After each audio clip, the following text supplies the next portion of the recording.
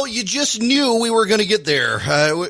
Welcome. It is Eric Erickson here. The Eric Erickson Show. The phone number is 877-97-ERIC, 877-973-7425. You knew it. You knew it. You knew it. You knew this was going to happen. We've moved now into the debate over whether Americans have too much freedom.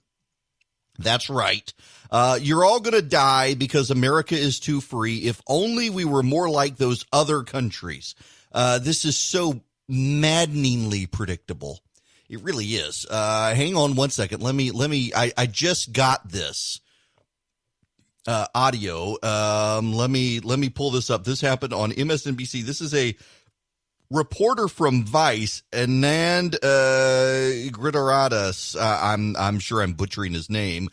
He's the host of Seat at the Table, of Vice on TV. He's on MSNBC. Listen to this. One of the fundamental questions to me is what's going to be our relationship to government, the idea of government after this. And we kind of look at it at three levels this week. There is a primordial American tradition going back to the founders of being freedom obsessed, even though we're a country founded on slavery and genocide, being freedom obsessed to the point that we are always so afraid of the government coming for us that we are blind to other types of threats, whether it's a virus, whether it's bank malfeasance, or climate change, what have you.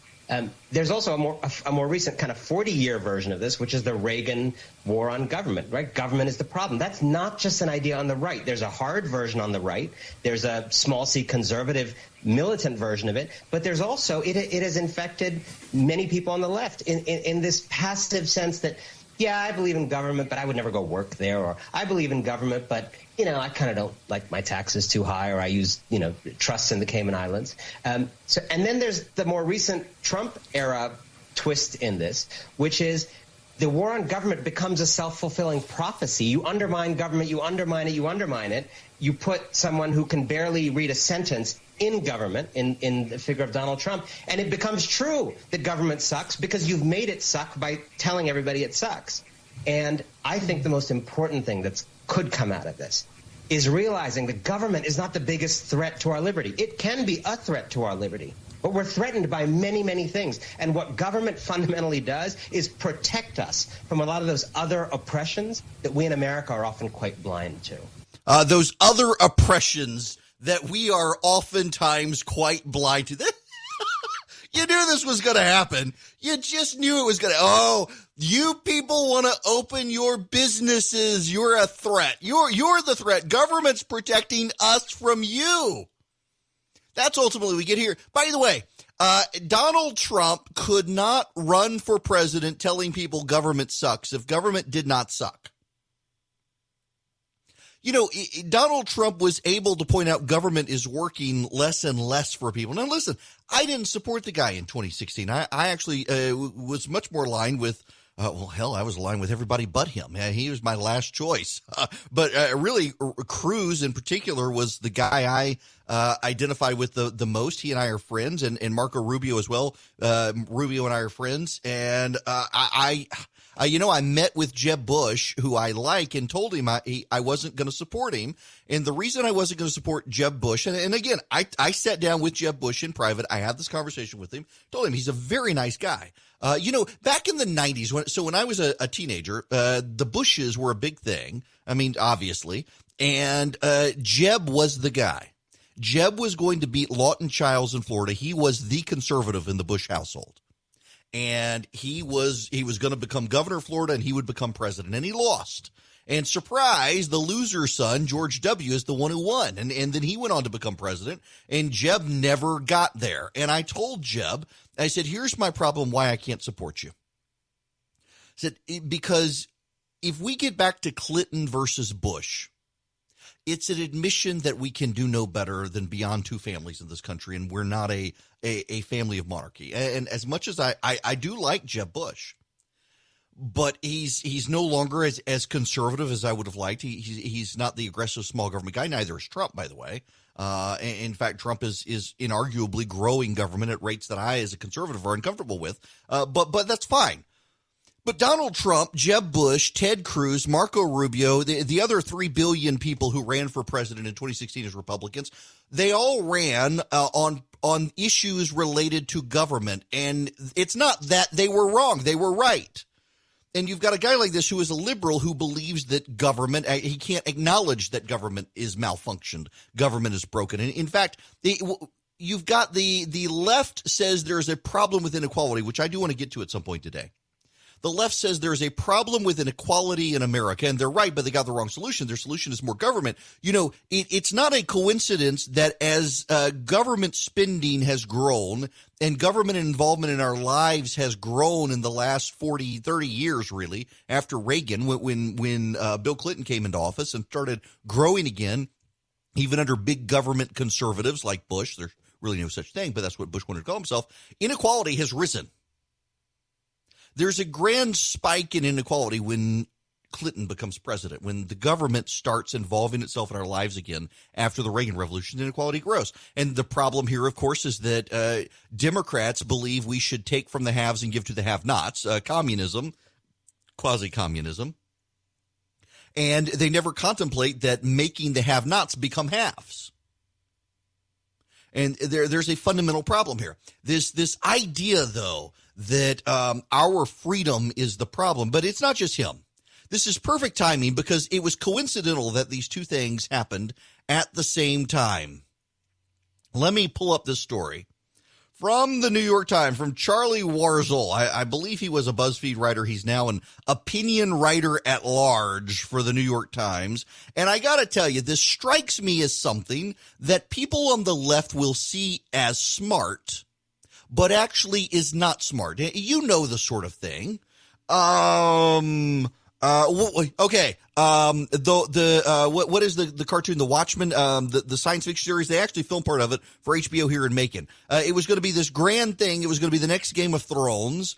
And the left, it was so smart. It was a commentary on the Trump years by looking into the past and race and all this. It got canceled after a year. Nobody was interested. Nobody cared about it.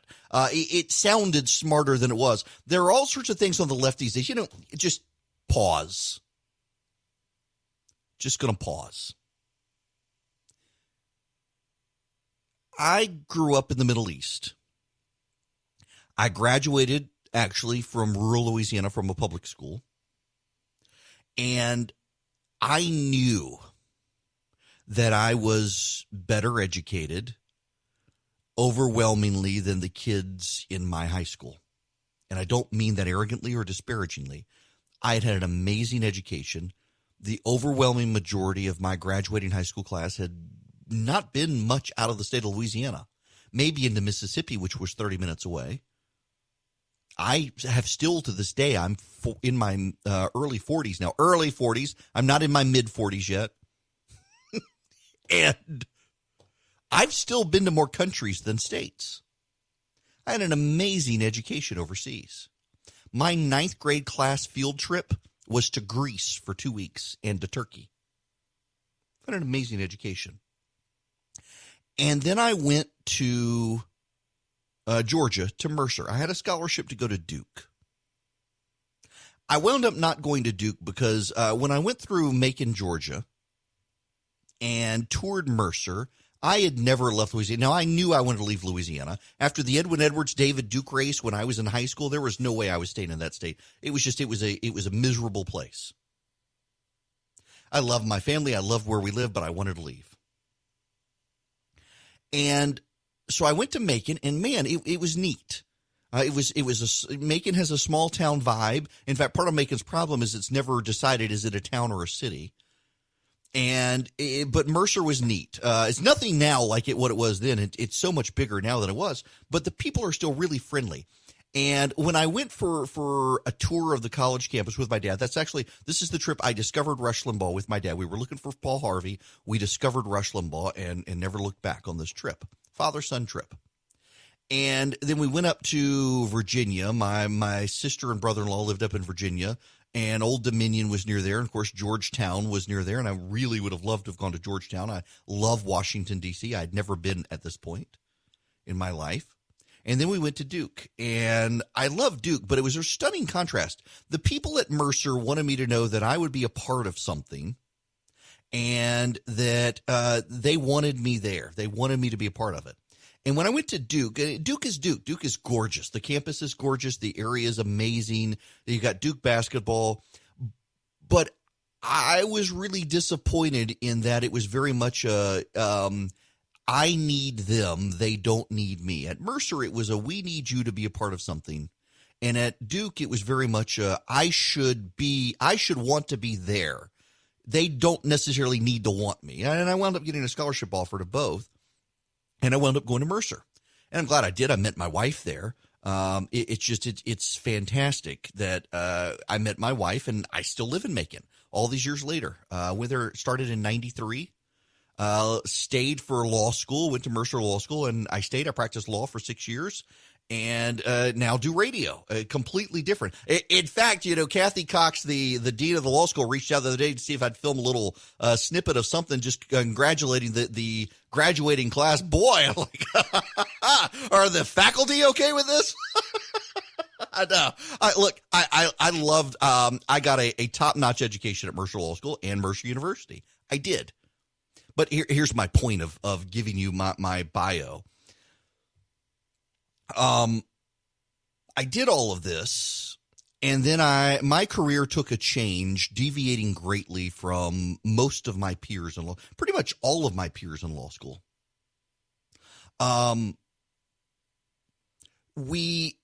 So I practiced law in Macon, and then I got a job in politics. I started Red State. Well, some friends started redstate.com. They put me in charge of it, and my career trajectory just went off. It was very, very random, very wild. And I wound up at the end of 2009 on CNN. I'll never forget, they put me up against James Carville one night. And James Carville was my final test to see if I was CNN caliber. And I held my own against James Carville, and that night he took me out. And he was so proud that a kid from Jackson, Louisiana, which if you knew Jackson, Louisiana, you would understand. We sat at this bar, Mary Matlin, James Carville, and I. And James looked at Mary and he said, he said it as James Carville only can. I'm so proud of him. Mary, you don't understand. If you looked up poop hole in the dictionary, you would find Jackson, Louisiana, the town that I'm from. James knows it very familiar. He had a relative who stayed in a nursing facility near there. And he said, and this boy made it out. And there aren't a lot of people in my high school class who did. So I got on CNN and I went to Fox. And here are these people who they're better educated than me. They went to Ivy League schools. They were involved in politics longer than me. They've worked for presidents of the United States. They've worked for members of Congress. And I'm just a former lawyer and blogger from Macon, Georgia. And it dawned on me after a while, a lot of these people really aren't that smart. They're certainly not smarter than me. Some of them are. Some of them actually are really brilliant people on the left and the right. But most of them weren't.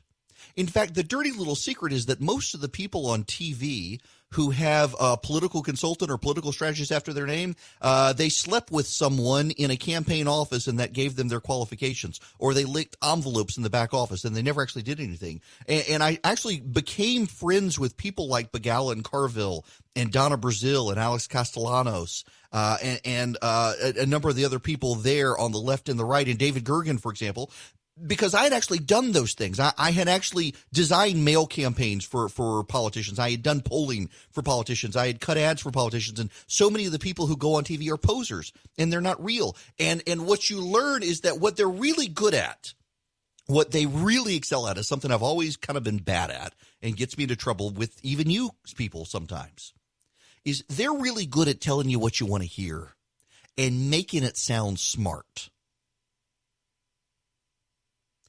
And not only do I sometimes not make stuff sound smart, but I'm really bad at telling you what you want to hear. I tell you what I think, and this is why I keep an open phone line here. You can call in and you can completely disagree with me. And I am totally okay if you want to disagree with me.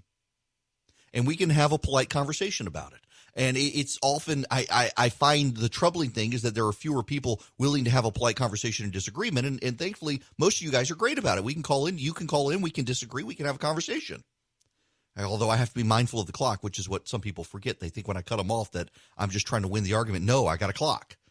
In fact, I'm about to spill into it. But so I say all of that, and now I do have to take a commercial break here before I get to it, because there's a piece that's getting a lot of buzz at the New York Times by this Charlie Warzel person. And a lot of the left is going to look at this and they're going to say, wow, this is deeply insightful. But really, it's just what they want to hear. And it's gussied up enough so that they don't have to think, the argument's actually really shallow. But it's yet another one of these pieces that I'm sure we're going to see more and more of on the left deciding freedom really is a bad thing. And the people who want to be free, they're the problem. It's not the virus anymore, people. It's you who are the problem. And this has gone it's been buried in the last several months as we've dealt with this global pandemic. But the reality is, it hasn't ever gone away. And on the left, the problem has never been a microbe. It's been a Trump voter. So I did some terrible clock management there with that monologue, because now I've got this short segment here. I'll take your phone calls, by the way. 877-97-ERIC, 877-973-7425. So we got this Charlie Warzel piece. It sounds way smarter than it actually is when you delve into it. Here's the headline and the subtitle. Headline: Open states, lots of guns. America is paying a heavy price for freedom. And the subtitle: This country seems resigned to preventable firearm deaths. It appears that the same is starting to happen with fatalities from the pandemic. The coronavirus scenario I can't stop thinking about is the one where we simply get used to all the dying. I first saw it on Twitter. Someone poked holes in the scenario. A tweet from Eric Nelson, the editorial director of Broadside Books, read, "We keep losing 1,000 to 2,000 a day to coronavirus. People get used to it. We get less vigilant as it very slowly spreads. By December, we're close to normal, but still losing 1,500 a day. And as we tick past 300,000 dead, most people aren't concerned."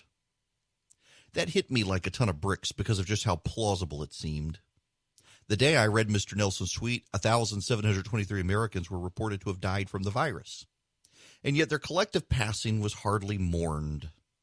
After all, how to distinguish those souls from the 2,097 who perished the day before, or the 1,558 who died the day after? Such loss of life is hard to comprehend when it's not happening in front of your own two eyes. Add to it that humans are adaptable creatures, no matter how nightmarish the scenario, and it seems understandable that our outrage would dull over time. Unsure how, or perhaps unable to process tragedy at scale, we get used to it. There's also a national precedent for Mr. Nelson's hypothetical: America's response to gun violence and school shootings. As a country, we seem resigned to preventable firearm deaths.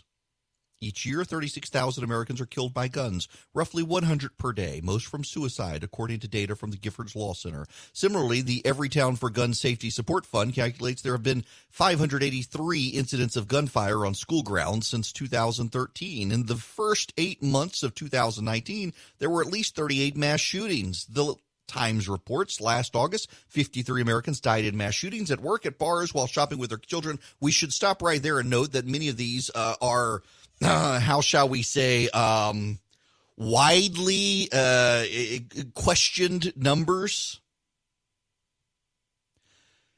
You know, the gun violence report on schools, if you don't go by the FBI statistics and you go by some of these outside groups, if someone fires a gun near a school, it's considered a school shooting. If there's an accidental discharge by a law enforcement officer or a school security guard, it's a school shooting, on and on it goes. Some of these tragedies make national headlines, many don't. The bigger school shootings and hate crime massacres can ignite genuine moral outrage and revive familiar debates over safe storage practices, gun show loopholes, red flag laws, bump stocks, comprehensive background checks, strident licensing systems, and, of course, the accessibility of endlessly customizable semi-automatic weapons like AR-15s. In every case, the death toll climbs. Blah, blah, blah, blah, blah, blah, blah, blah, blah. On it goes. Let me get down to the bottom here, though. The idea of freedom is also an excuse to serve oneself before others, and a shield to hide from responsibility. In the gun rights fight, The freedom manifests in firearms falling into unstable hands. During the pandemic, that freedom manifests in rejections of masks, despite evidence to suggest they protect both the wearers and the people around them. It manifests in a rejection of public health. We'll get into this, and I'll take your calls when we come back. Hello, welcome. It is Eric Erickson here, the Eric Erickson Show. The phone number, if you would like to be a part of the program, is 877-97-ERIC, 877-973-7425. So the New York Times, this piece, if you're just tuning in, that basically, because Americans, I'm this thing frustrates me. Because of guns, we're going to get used to all of the dying. And because we're going to get used to all of the dying, we're never going to do anything about COVID-19. Let me just give you the nutshell here at the bottom. As in the gun control debate, public opinion, public health, and the public good seem poised to lose out to a select set of personal freedoms. But it's a child's two-dimensional view of freedom, one where any suggestion of collective duty and responsibility for others become the chains of tyranny. This idea of freedom is also an excuse to serve oneself before others, and a shield to hide from responsibility. In the gun rights freedom, the freedom manifests in firearms falling into unstable hands. During a pandemic, that freedom manifests in rejections of masks, despite evidence to suggest they protect both the wearers and the people around them. It manifests in a rejection of public health by those who don't believe their actions affect others. In this narrow worldview, freedom has a price in the form of an acceptable amount of human lives lost. It's a price that will be calculated and then set by a select few. The rest of us merely pay it. You know, first of all, it's really rich for someone who supports abortion rights to write something like this. How many children die every day because they're ripped limb from limb in the name of freedom? I mean, it's a relevant point. I have a hard time treating seriously the people who believe all life is precious all of a sudden when they've been willing to execute children every day of their lives in the name of constitutional rights. Andrew Cuomo talking on TV about how every life is precious and we can't leave our houses until grandma in the nursing home is safe from the virus. What about the child in the womb? But there's something else here, too. And what part of this agrees in is it's one of my new favorite terms, and I don't know who coined it, but I embrace it as my own: nut-picking. Nut-pick. No, get your minds out of the gutter, people. No. Nut-picking. It's where you pick one or two fringy people and describe an entire class of people by those couple of fringe people. You know, there is a resistance of some to be required to wear masks in public, but they're in the vast minority. Majority of Republicans right now think we're moving too quick to reopen states. Majority of Democrats and independents agree. I know those of you who listen to talk radio by propensity tend to be on the side of we should have never closed, but actually you're in the minority. An overwhelming majority of Republicans, like 60% of Republicans, 80% of Democrats, 65, I think, percent of independents think we're moving too quick. And don't give me the polls are wrong. But you're not picking when the few people who are upset about it. You can't make me wear a mask. You're not going to wear a mask. That's nut picking. That's actually the fringe. A lot of people aren't wearing masks because they're just not in the habit of doing it. It's not that they resist it. You're not picking. But here's the other thing. What Charlie Wurzel at the New York Times is essentially saying in the gun debate, let me read you this sentence. In the gun rights freedom, that freedom manifests in firearms falling into unstable hands. That is a trope of the left that is not true. How many of the mass shootings were from lawfully purchased firearms? I believe the school in Florida was, but overwhelmingly they're not. Many times it's stolen guns. And see, it's a constant thing, and Wurzel is one of them. If we need more laws, we need more laws. You can't show me a law that would have prevented some of these crises short of gun confiscation, which is ultimately what he wants. He can't admit it because that destroys his argument. But what I find insulting here, and this is why I went through the entire discourse of why this is going to sound smart to a whole lot of people. Maybe some of you, it sounds smart to you. Here's why it's not. Because like so many of the left's arguments about the right these days, they don't actually have a grasp of the arguments. This is one of those things. This goes back to my opening monologue of being on TV with people I always assumed were way smarter than me, just given my background versus their background, and then realizing, no, actually, and what sets us apart is that they don't really understand my side's arguments. You know, so I went to law school, and I practiced law for a number of years. And I thought, and I bet most of you, if you've never been to law school, I bet most of you thought that when you go to law school, what you learn is the law. You don't actually learn the law when you go to law school. I mean, you learn aspects of it, but you don't actually. Law school is not about teaching you the law. Law school is about teaching you to think.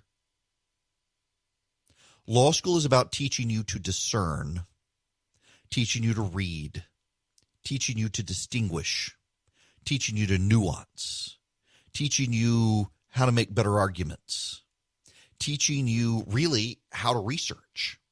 There's too much law for law school to teach you the law. You learn the basic parameters of the law, and in learning the basic parameters of property law, the basic rules of tort law, the basic rules of contract law and sales law, the basic statutory law everyone needs to know, what you're really doing is you're learning how to write and read and think and research and discern and decide and make an argument. Not argue as in yelling at someone, but actually to stake out a position and defend it.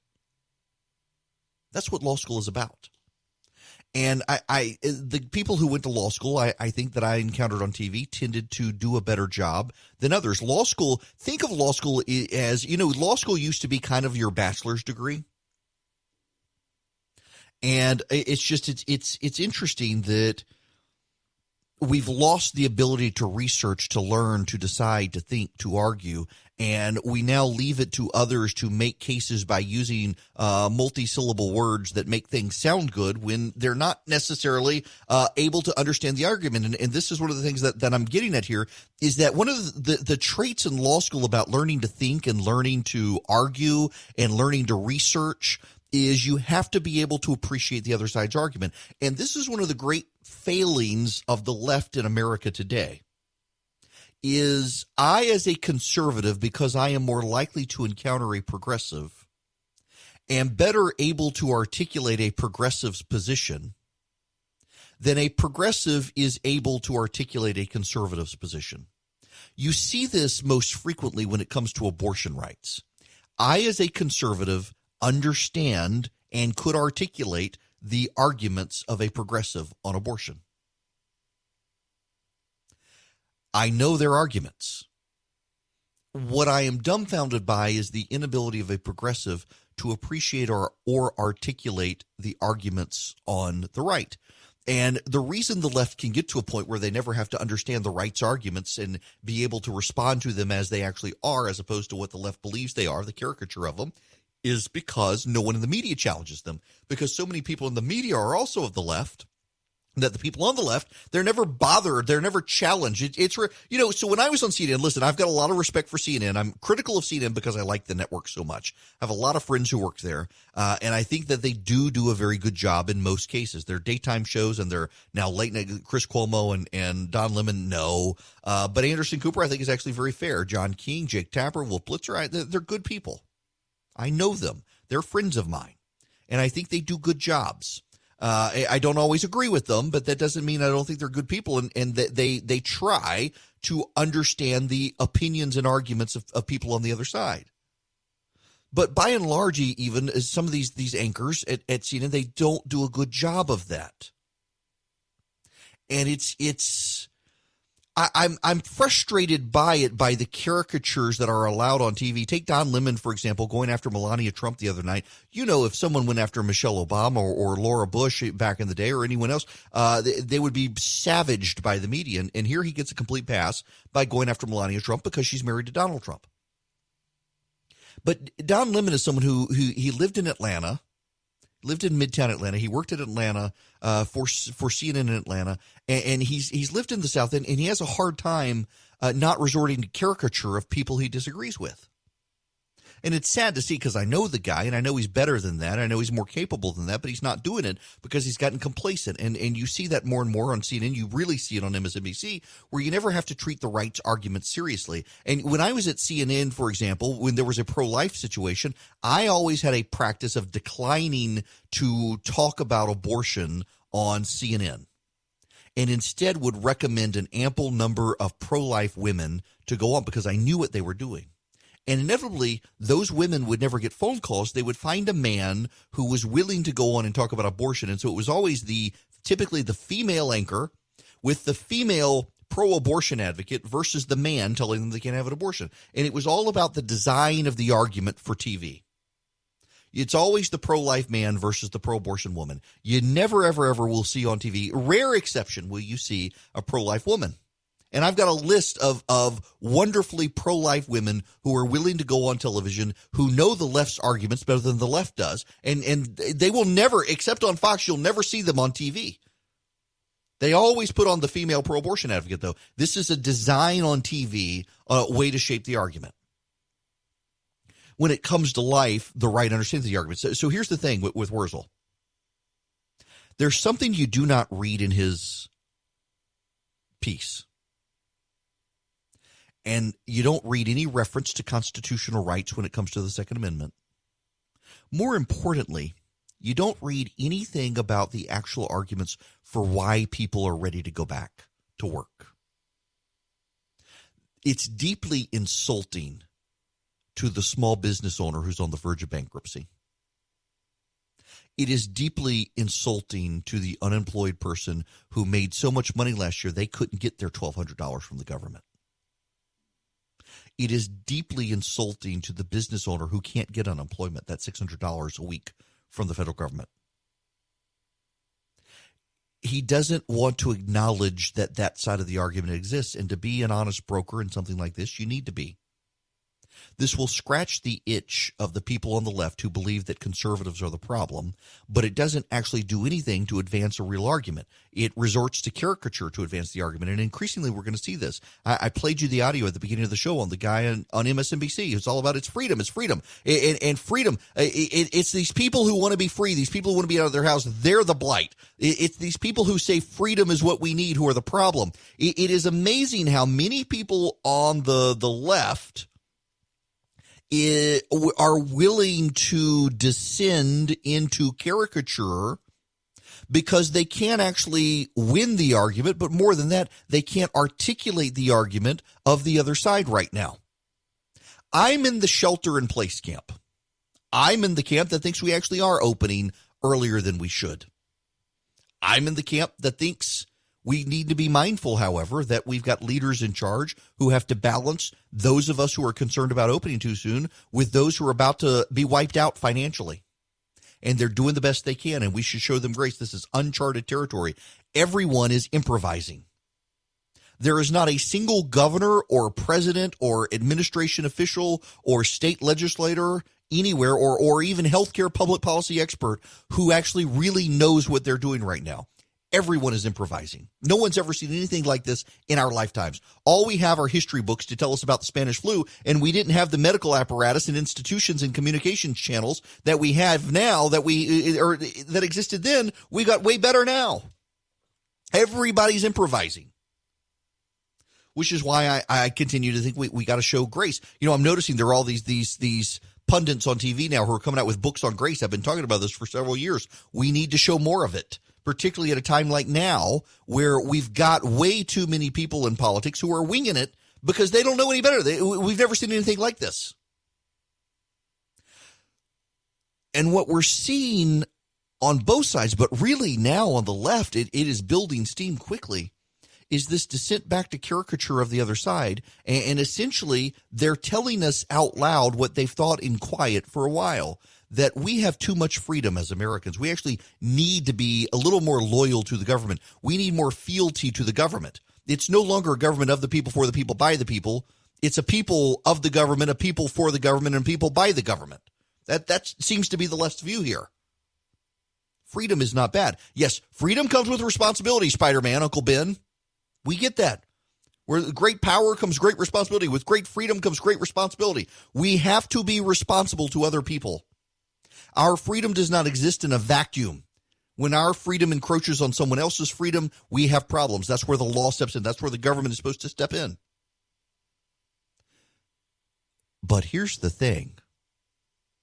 We have a real meltdown in this country on the government's inability to keep senior citizens in long-term care facilities safe. And overwhelmingly, these daily numbers, half of them are people dying in long-term care facilities. Many of those with strident government regulation and oversight. And the government failed there. Not the people. The government did. The idea that the government is going to make us more safe if we would surrender our freedom to it is absurd and historically wrong. But to say that, to contrast gun rights with the virus and say, oh, we're so used to all the death from guns, we're going to be used to the death from the virus. We don't even remember he doesn't remember all the people who died yesterday either. Guess what? The media is not reporting the names on a daily basis. They don't do it for the flu. They don't do it for cancer. But, there are going to be millions of people this year who participate in walks to raise money for cancer. There are going to be people who do runs for cancer. There are going to be people who do walks and petitions to raise awareness on gun violence. We'll be doing it for COVID-19, I guess, if we can't find a vaccine.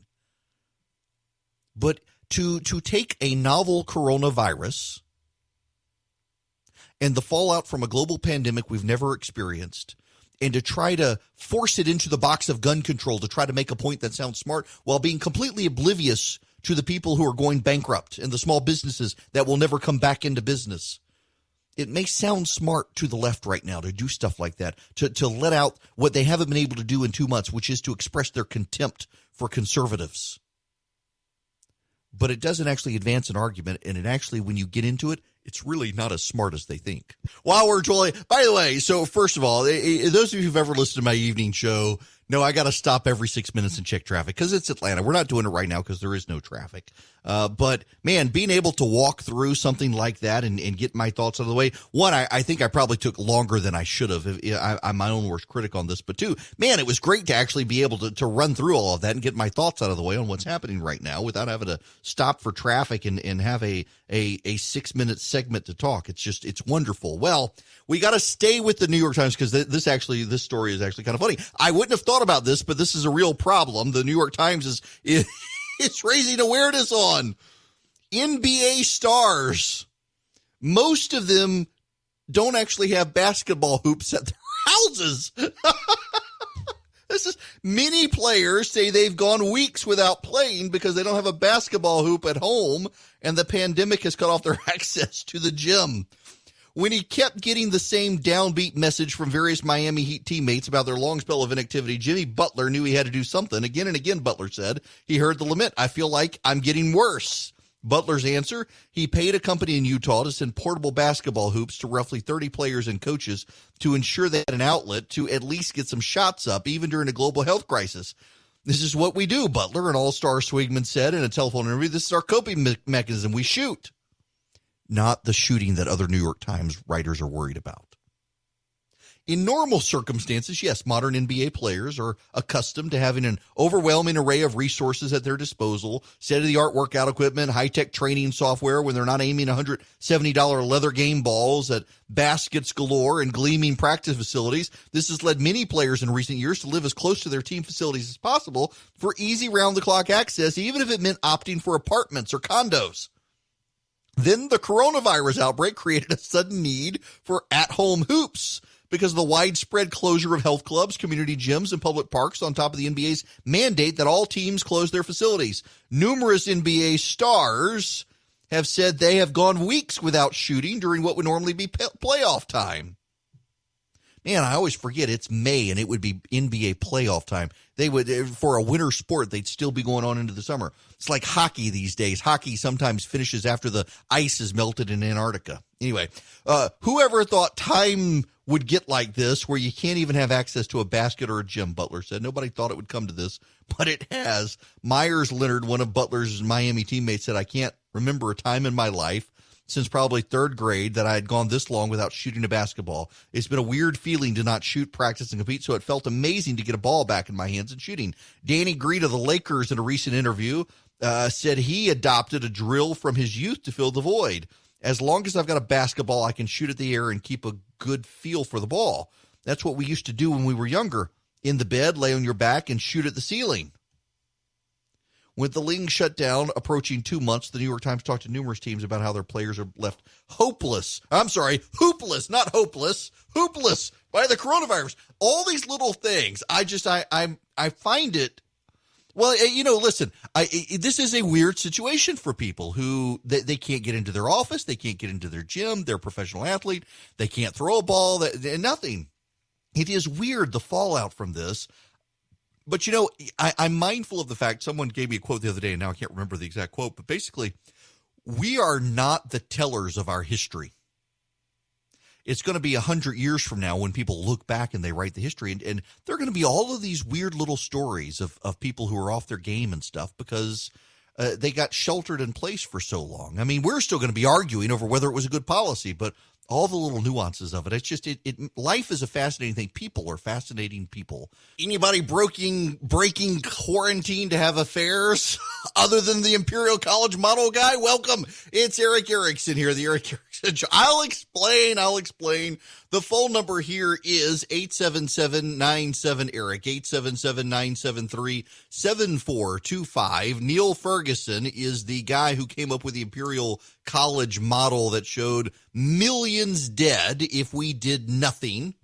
By the way, the modeling showed if we just do social distancing and stuff, we would get to where we're getting. All the model truthers who said that the modeling was all wrong, well, we're in the death range for the models you said were wrong, so maybe rethink that. Nonetheless, dude is quit. He's been having an affair.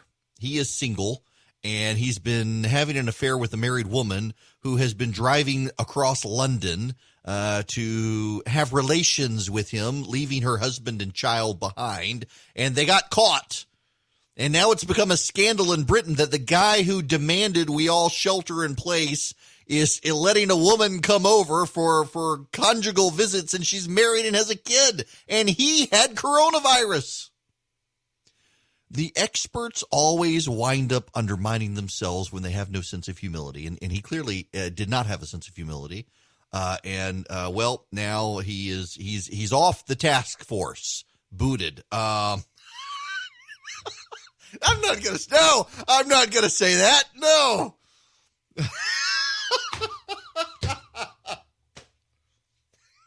No, he's booted for no.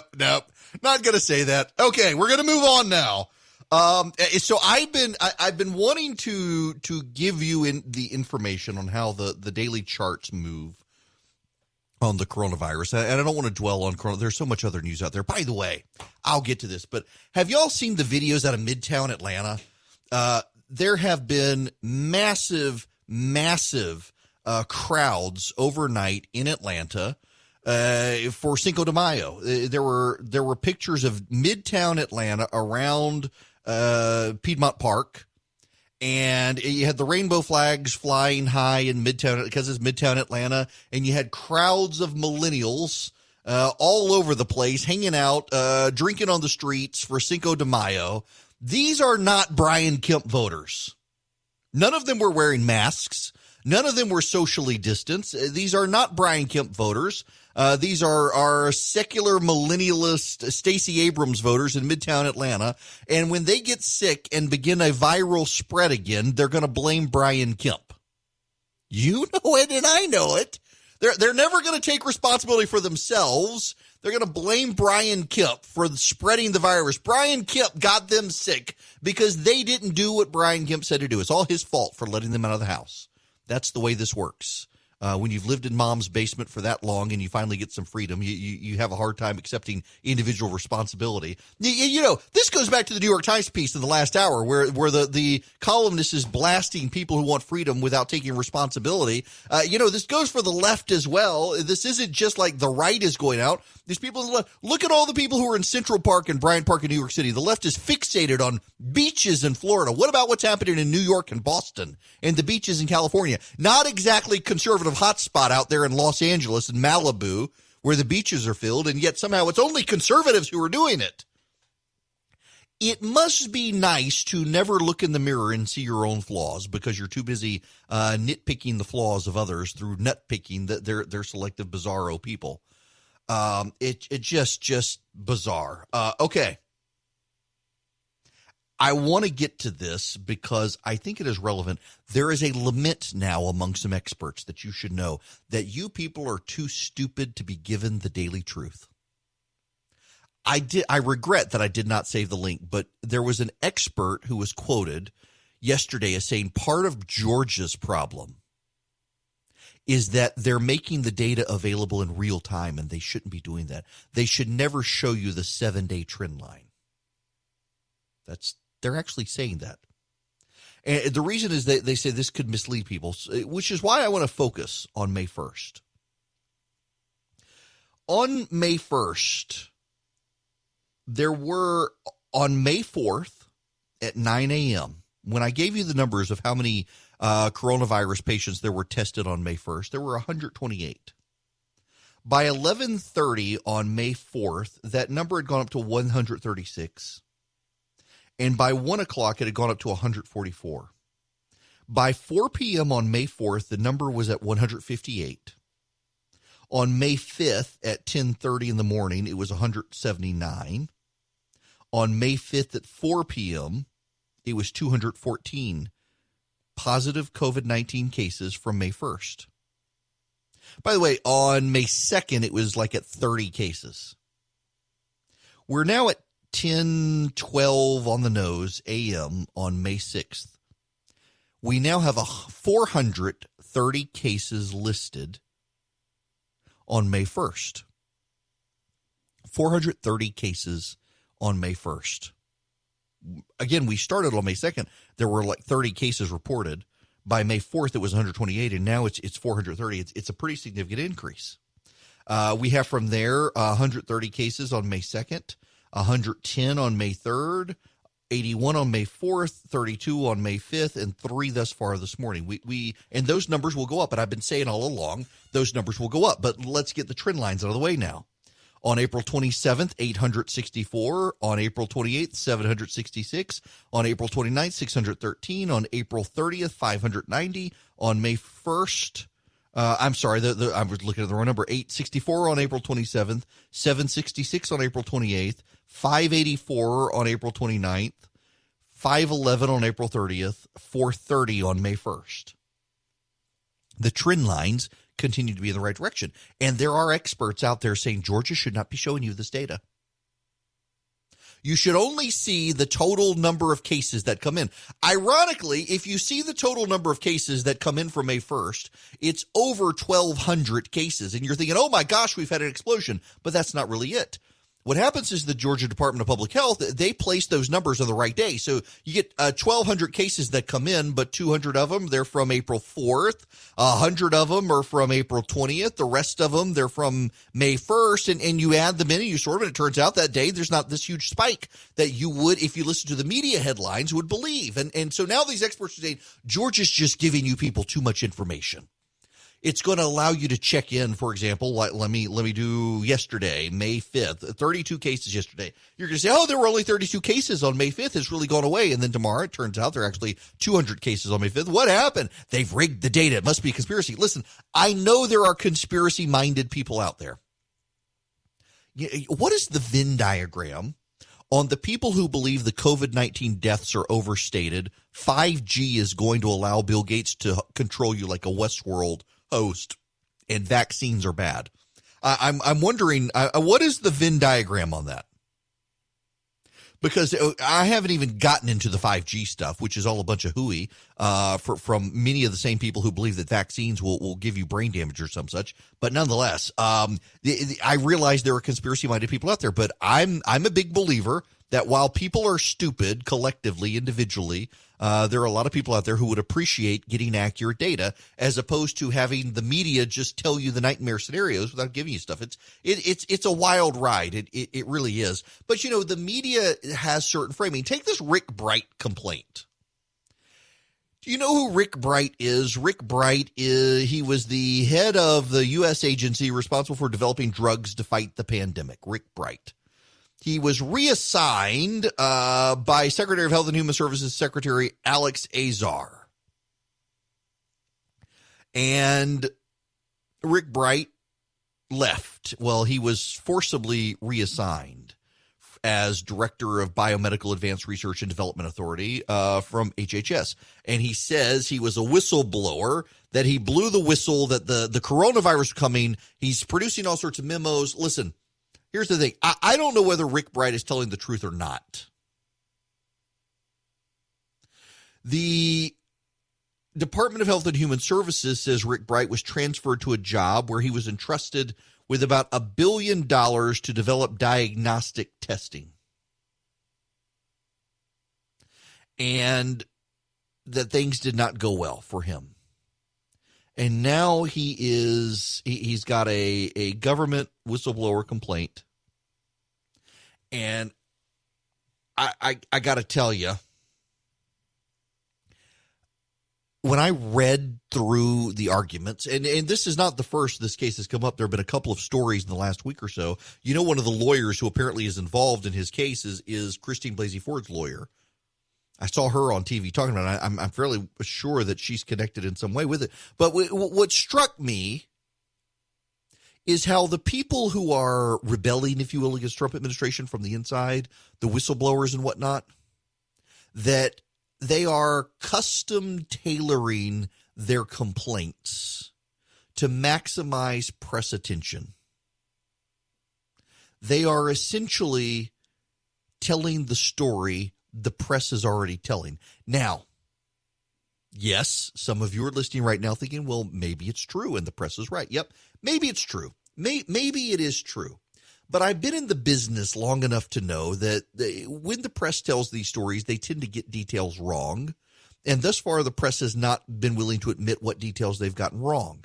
And so here comes a complaint, and the complaint lines up perfectly with everything the press has been telling us, that people in the administration were warning Trump all along. Trump wanted to award business to cronies. He didn't take it seriously. There were all sorts of red flags. When the president started talking about hydroxychloroquine, hey, remember that? Rick Bright was saying, no, this can't be. It's going to be bad. We can't do it. Everything lines up perfectly with every talking point from the media. And I'm sorry, on the left and the right, I am skeptical of these things. Like, for example, remember the complaint over the weekend of the girl who claimed she was 14 and Vice President Biden grabbed her inappropriately and commented on her breast size as a 14-year-old.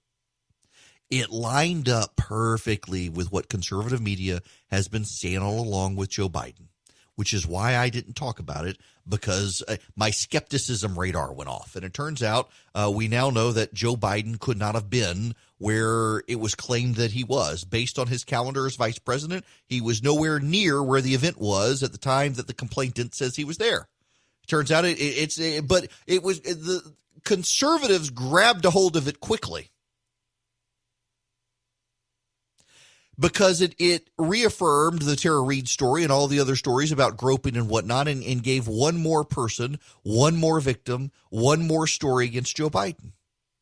And there should have been a level of skepticism there. And the same holds true with this Rick Bright stuff. The Rick Bright complaint reads like a New York Times story. Oh, we've been warning about crony capitalists and backroom deals in the Trump administration since 2017. I've been complaining since then. And then 2020 rolled around and the coronavirus hit. And I've been saying since January that the coronavirus was coming. And then in February, I have a memo from Peter Navarro everyone already knows about that also warned about it. And then was telling them, no, hydroxychloroquine, it's not a solution. Hydroxychloroquine is going to get people killed. We can't do this. And I've been raising these complaints forever. But see, nothing makes sense here, because why did the Trump administration keep the guy in that position when he was complaining the whole time? Because the actual media narrative against the president is that when people complain like this, they boot him quickly. And so they left this guy complaining there since 2017. That none of that makes sense in the timeline when you think about it. Maybe the guy's telling the truth. I have no idea. But it just seems like his complaint is custom tailored for maximum media exposure against the president and not actually about taking down the president or addressing some grievance. Actually, it is about taking down the president. It's not about addressing a grievance. It just seems too convenient to me. Sometimes the convenient things are real and true. But many times it's just to get media attention, and that's what this seems like. Well, they continue to say the quiet part out loud, do they not?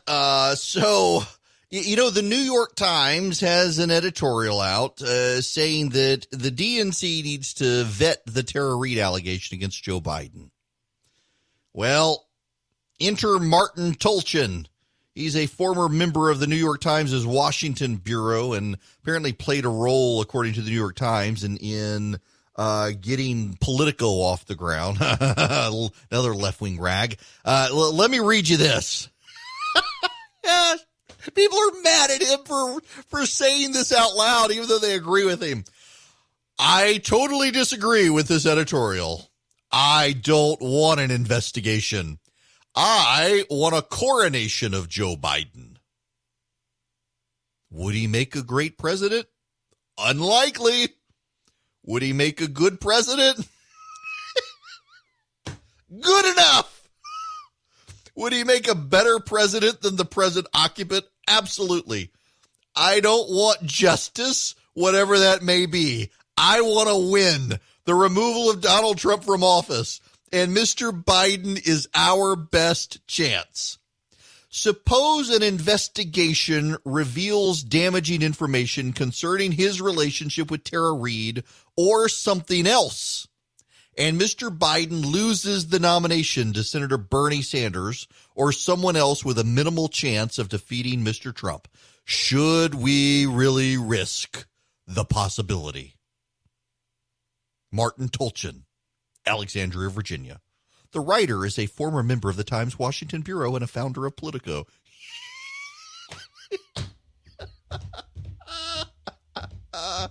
Wow. You know what? Okay. I told you people yesterday. Okay, maybe this shouldn't crack me up as much as it does. I didn't read the full thing yesterday. Now that I've read the full thing to you on the air, this strikes me as deeply funny. I told you all yesterday that Biden voters who want to dismiss Tara Reade, they're essentially the Trump voters of the left. And I don't mean that insultingly. It's just that forever, the left said, we would never have a Donald Trump. We would never stand for this. After they grab him by the video of Donald Trump, we would never allow someone to do this. You got a guy who's accused of actually doing it. Trump just bragged about it. Biden did it. And now you're like, I don't care. We got to beat the other side. Y'all, seriously. And all these people, they're going to look in the mirror at themselves. I ain't like those people. I'm sorry. We are not like those people. Yes, you are. You've become exactly what you say you hate. You've become the caricature you've made of Trump voters. You actually have become that caricature. Suppose an investigation. I'm sorry. I need to do this in my official progressive voice.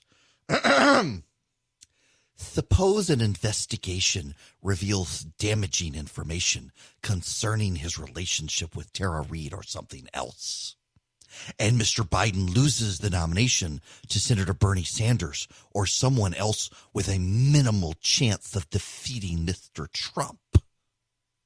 Should we really risk the possibility? all have become what you claim to loathe. I mean, he even says, I don't want justice, whatever that might be. I want to win. This is, I mean, in the argument in 2016, Donald Trump was best positioned to beat Hillary Clinton. He needed to burn it all down. Hillary Clinton needed to be beaten. The other guys weren't ruthless enough to do it. We needed a win. Who cares about the moral problems? We need a win. That's how the left viewed the Trump voters. And they have become the Trump voters. Martin Tolchin is a progressive Trump voter. He doesn't care about justice. He doesn't care about right and wrong. He doesn't care about victims. He cares about the win. And you know what? I'm okay with that. The problem is that the left isn't supposed to be okay with that. The left claims a higher standard for themselves. But you see that there never really was a higher standard. It was only useful for them when they could try to say that they were superior to the Trump voter. It was only useful in that regard. Now, it's no longer useful because they've got a credible, they don't want to admit it's a credible allegation. Many of them are going to savage Tara Reade. You know, just we're about to go to commercial break. We've got about 40 seconds here. I want you in the 5 minutes of this commercial break to just think for just a moment. Just think in these 5 minutes. What do you think would happen if today Tara Reade came out and said, oh my gosh, guys, I'm so sorry. I've just been so focused. What I really meant was Trump. Trump's the guy who grabbed me by the you-know-what in the Senate hall. It wasn't Biden. What do you think the media would do? There would be a parade across networks of Tara Reade being interviewed. Tell us where the bad man touched you. If it was Donald Trump, if they thought, good gracious. Hello there. It is Eric Erickson here, the Eric Erickson Show. The phone number is 877-97-ERIC, 877-973-7425.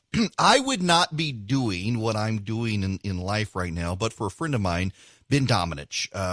Ben and two other friends started redstate.com, originally redstate.org back when I was a lawyer, and then they wound up putting me in charge of it. Ben ultimately wound up starting The Federalist.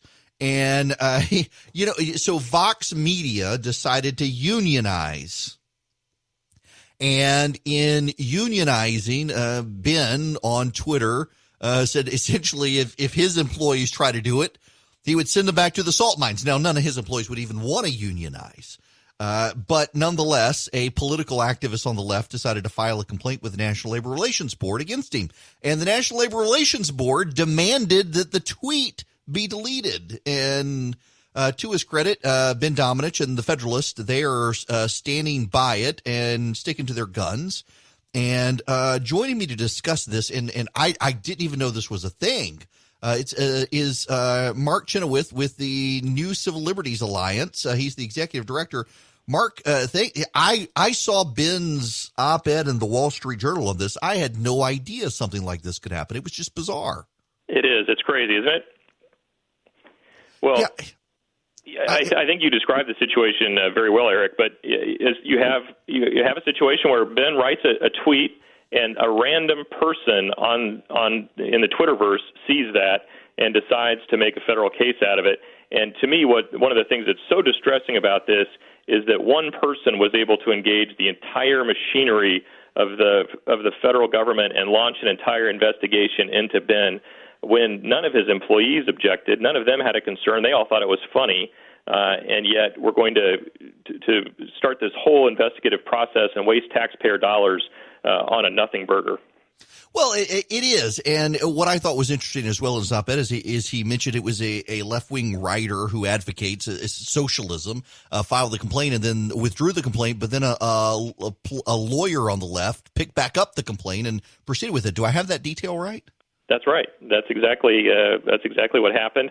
And we don't really know what the machinations were as to why the one person withdrew it and somebody else came in with the second one. But what we do know is once that complaint was made, for some reason the NLRB took it seriously. And our concern is if you look at the National Labor Relations Act, it says that it has to be an aggrieved party. That's the sort of technical statutory term, an aggrieved party. And that's always been interpreted to mean has to be an employee, it has to be a union that's trying to actually unionize the employees, maybe a family member of an employee, something like that. But not a random person on Twitter. He's not aggrieved. And yet the regulations that the NLRB has implementing the statute don't carry that same restriction over. They say any person can file a complaint, and thus the problem. Yeah, this seems like the perfect setup for Gorsuch and Kavanaugh, honestly. Yeah. I mean, from aggrieved party to letting the NLRB, and I got to be honest with you, Mark, I assumed that all was well with the world with the Trump administration in and appointments to the NLRB. We wouldn't be having insane things like this happening, and yet here we are. Well, here we are, and part of the problem is that the NLRB is an independent agency, and we have these strewn throughout the federal government. And unfortunately, Supreme Court precedent over the years has put these independent agencies somewhat beyond the control of the president. Sure, he gets to make the initial appointments, but unless the members of those agencies do something fairly not just from a policy standpoint absurd, but don't show up for work or do something like that, it's pretty difficult for the president to remove those folks. And so that's part of the problem. The other problem is you have a lot of career employees within these agencies who have a fair bit of flexibility to take things to a certain point without the leadership in the agency either noticing or they have higher priorities until something blows up on them. And we may be on the cusp of that here. Yeah, I would imagine so. It seems like there is a First Amendment issue here as well. That it was a tweet, and you mentioned there are no employees complaining. And shouldn't the First Amendment work in here somewhere? So you would think so, and certainly humor is protected under the First Amendment. But what the administrative law judge who ruled against Ben found was that this constituted a threat, an unfair labor action because it was a threat. And under the law, there are certain kinds of speech that if you can't shout fire in a crowded theater. I think people are familiar with that one. Similarly, in the labor context, if his employees were genuinely in the middle of some sort of organizing campaign and he were putting out genuine threats to prevent them from doing that, then there would be a role for the NLRB to investigate that. But that's just not the situation that we have here. So there is a First Amendment problem. The other thing that's very strange is that the NLRB is in D.C., Ben and his organization are in D.C., and yet they hauled him up to New York City in order to have this administrative hearing. Usually there's a little thing called jurisdiction and personal jurisdiction that prevents agencies from hauling you all around the country to defend yourself. And so that's an issue in this case as well. Yeah. So you've got an administrative law judge who does this, and I'm not a lawyer anymore, but an administrative law judge is never going to have issue, I would think, with the regulations of the agency. And at the same time, I'm having a hard time with this one because it really just seems crazy to me that in the United States of America, someone would put up a tweet like this. No one is complaining. No one's trying to unionize. No one would unionize at the Federalist. And yet suddenly here we are. And if this could happen to him, it could happen to anybody. That's right. It could happen to anybody, and I think that's, as Ben said in his Wall Street Journal op-ed, the reason he's fighting is that there's a principle at stake here. Could he just roll over, and would it be easier to just roll over?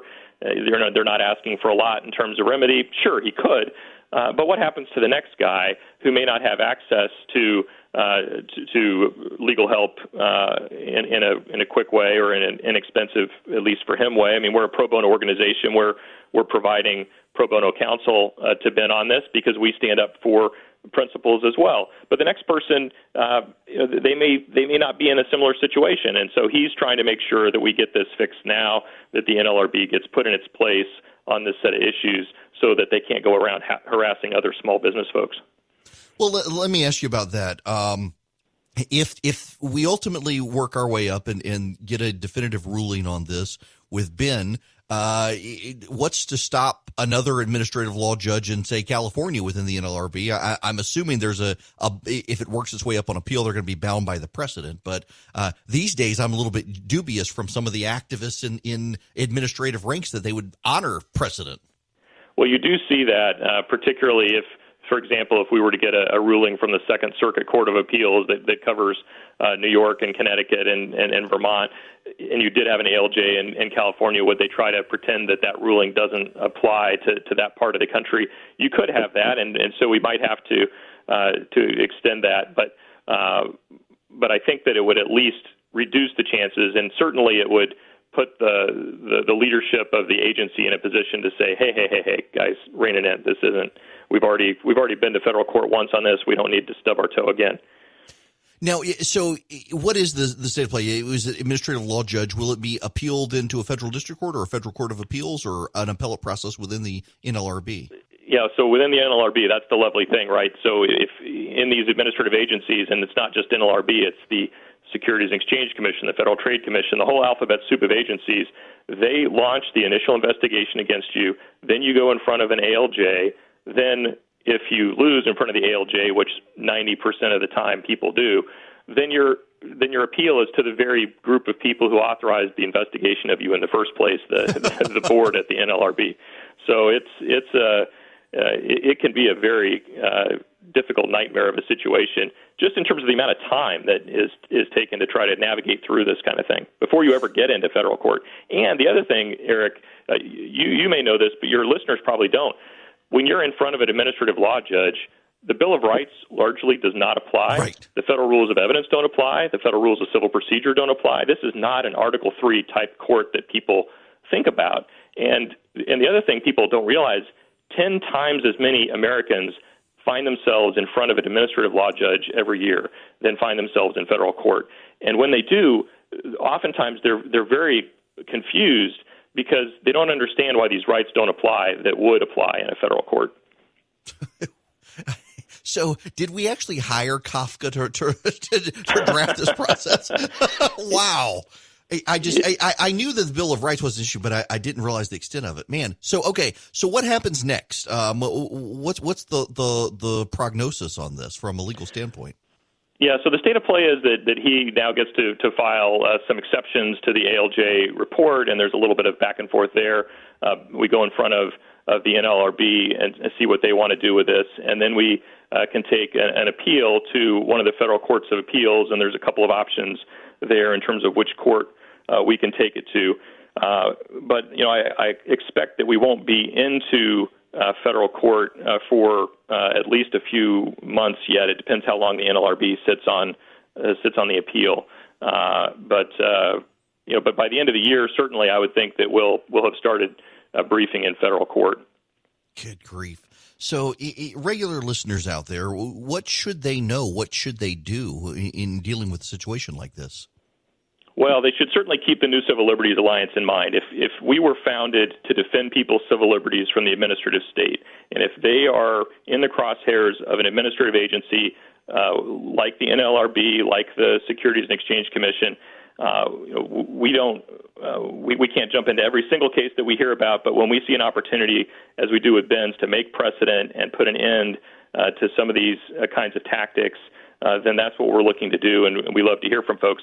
If they're in a place where that's not a possibility for whatever reason, then if they can fight, if they don't have to roll over, if their business is large enough or they're at a place in their career, what have you, that they can fight, I encourage them to do so, because our liberties are being lost a little bit at a time with these administrative agencies, and we need to all band together and push back and reestablish the Bill of Rights. There's no reason why we can't constitutionalize the adjudicative processes in these agencies. Well, okay, I was going to make that my last question, but now you've raised another question for me. We do now have Kavanaugh and Gorsuch on the Supreme Court. There's been all sorts of questions about Chevron raised and what loyalty administrative agencies have to give to congressional legislation and how they can interpret their rules. How are you seeing this shape up? I know that there's kind of been a mixed bag thus far between Kavanaugh and Gorsuch on the court, but it does seem like there's some optimism out there now that maybe we do have a little bit more of a sympathetic Supreme Court towards dealing with the regulatory state. I think you summarized it very well. It's a little bit of a mixed bag right now. There is room for optimism. There have been a couple of cases. We took up a case earlier this year on one of these kinds of deference called Brand X deference. And what that one says is even if a federal court has already ruled to interpret the statute one way, the administrative agency can still come back and interpret it a different way if they pass a new rule. And we said, no, that can't be right. The court did not agree to hear that case. We were very disappointed in that. We thought it was a good opportunity for them. But Justice Thomas did dissent from the refusal to hear the case with a blistering dissent, taking down Brand X deference, which was interesting because he had written the original Brand X decision. So we at least got him to change his mind. And, I think that we would be willing to go back up with another Brand X case and give it another shot. Maybe we can talk about this on another program, Eric, but the number of different kinds of judicial deference that take place, you mentioned Chevron, but there's 8 to 10 different kinds of deference that judges are giving these federal agencies, including they have to give deference to the factual findings in these agencies. So even once you get to federal court, it can be very difficult because you're stuck with the administrative record you have. It can be difficult to win on a factual issue, even if the ALJ was dead wrong. You almost always have to find a legal issue that you can win on and flip the result on. So what you're saying is you've got no Bill of Rights there to help you when it comes to the fact-finding mission at the administrative law judge, and then you're stuck with the facts that the ALJ decided were the facts. That's right. And I can give you some horror stories on that sometime, but it's a bad way to be sideways. Good grief. Well, Mark, listen, thank you very much for stopping by. I appreciate it and good luck on this. Wish you the best on this, and thanks for doing what you're doing. Well, thank you very much, Eric. And if folks want to follow this case or learn more about NCLA, please visit our website at nclalegal.org. Perfect. Thank you very much. Mark Chenoweth with the, I was trying to say the NCLA, what is it? The national, the New Civil Liberties Alliance. That's it. I always say national and it's New Civil Liberties Alliance, the NCLA.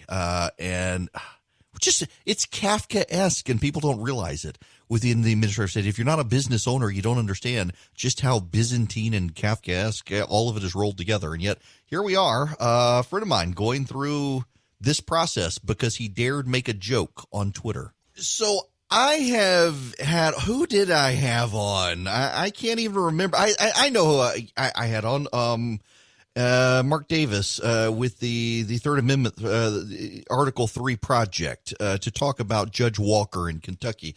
You'll recall we talked about Judge Walker several weeks ago. The left is pulling out all the stops on this guy, including now they've got the New York Times has run a story about Judge Thomas Griffiths on the D.C. Circuit Court of Appeals. Now, for those of you who don't know what it is, the Supreme Court is the highest court in the land.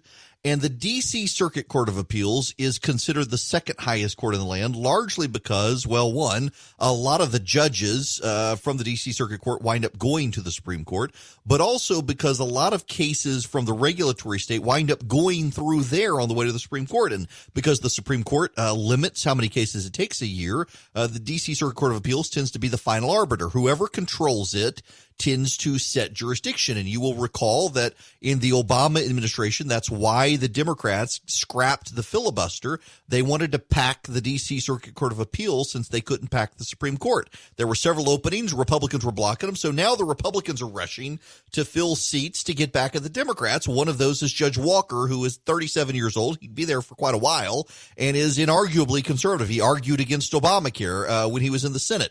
He was a Senate staffer. Well, Judge Thomas Griffiths decided to retire at the beginning of the year, and a left-wing interest group has filed a complaint saying that Judge Griffiths essentially was bribed to step aside. He was bribed to move out of the way for Judge Walker, that it was a power play. In exchange for money, he's going away. And the New York Times actually ran the story without questioning or really spending a lot of time on the fact that it's a left-wing dark money group that's there to harass conservative judges. There's another hit today on Judge Walker I want to get to in the next hour, but it turns out that Judge Griffiths is resigning from the D.C. Circuit Court of Appeals, not to make more money, but because his wife is in a deteriorating health condition, has been for some time, and this has actually been openly known in Washington, D.C. He's got to take care of his wife. The New York Times only today decided to run a new story noting that Judge Griffin is coming public with his wife's health. He didn't want to. But his wife is having to get dragged through the mud now by the media to understand the left is playing for keeps on the court. They're doing all they can. They're mad at Mitch McConnell. McConnell is so mad at them now, he's making the Senate come back to vote on judges, including Judge Walker. Well, there's a new attack on Judge Walker, and it's actually an attack on conservative judges. A left-wing group convinced a judicial council to draft a new ethics rule. And the new ethics rule would prohibit judges from participating in Federalist Society events. Yeah, that's it. One of the people who signed a letter saying this was a bad idea as a judge is Judge Walker. And so now the left is using the letter was leaked. The letter was leaked by liberal judges to try to stop this conservative judge from advancing. Y'all, it is very clear at this point that left-wing activists within the judiciary are as committed to enhancing progressivism as they are outside. And it's the conservative judges who, by and large, just want to go with the plain text of the law. Say, here's what the law says. Therefore, we can do X, Y, or Z, or we can't. And the left's like, oh, well, but the feeling of the law, we get this vibe from the law that we can do whatever the heck it is we want. It's disappointing to see just how political that's all become as the left tries to play for keeps and understands that the president is packing courts. And that's actually a really good thing that he's doing. Hello and welcome. It is Eric Erickson here, the third hour of the Eric Erickson Show. The phone number, if you would like to be a part of the program, what is it? 877-97-ERIC.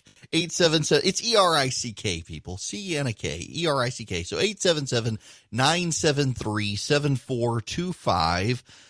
Just got sent this. Lieutenant Governor Jeff Duncan to take salary cut. Lieutenant Governor of Georgia Jeff Duncan announced he will cut his state salary by 14% for the 2020-2021 budget cycle. As we work through the budget process ahead of us, it will be necessary for everyone to make sacrifices. I will do my part and take a cut as well, Lieutenant Governor Duncan said.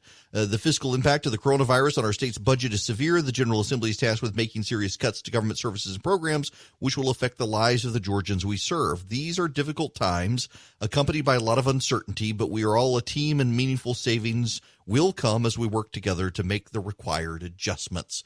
Good for Jeff Duncan doing this. Now, I ran some numbers, and I want to give you some good news because there's so much doom and gloom out there with the virus and the way it's affecting the economy and everything else. Let me give you some of the good news. And to do that, let me first give you the update of where we are in the state of Georgia. According to the Georgia Department of Public Health right now, there are 30,526 coronavirus cases, COVID-19 cases. 5,699 total hospitalizations, 1,324 ICU admissions, 1,302 deaths. Keep in mind that the hospitalizations in the ICU, they're cumulative, they're not current. So there are not currently 5,699 people in hospital beds in Georgia with the virus. That's total over time since the virus first hit. That's something we need to keep perspective on this. There are not currently 30,526 people in the state of Georgia with the coronavirus. That's total. Most of those people have recovered. Now, to answer the question again, because this is the question I get asked the most by people today, why is it that we don't hear about the recovery number? Well, I can give you the recovery, I can give you the answer, by looking at the total tests given. Total tests given, 204,137. In order to be certified as lab certified negative for COVID-19, you got to have 2 negative tests. If we gave everybody who has had COVID-19 2 tests to prove that they really are no longer contagious, we would overwhelm the capacity to also test the people who may have it. So they're not doing it. So you're not getting recovery numbers in Georgia right now because if you haven't had symptoms for 2 weeks, then you are presumed to be cured. Even the asymptomatic people after 2 weeks are no longer contagious. And so we make you be quarantined for 2 weeks. Once you've developed symptoms, you stay in your home for 2 weeks or stay in a room of your home for 2 weeks, and then you're no longer contagious. You need to clean your room because the virus will linger, spray everything with Lysol, and then you're okay. So now let me give you the good news, because there's other stuff we should talk about, but I really do want to spend some time with you on this to put all of this in perspective on why the data really is with the governor. And let me just tell you this. I say this as someone who fundamentally does believe we should wait another week or two before we really start going out and about. And if you saw the scenes yesterday in Midtown Atlanta, a bunch of millennials were hanging out, packed into bars and restaurants for Cinco de Mayo, all of them packed in there, none of them wearing masks, no enforcement whatsoever for social distancing. And they're going to blame Brian Kemp and Donald Trump at the virus. These are Stacey Abrams voters not doing what they're supposed to do.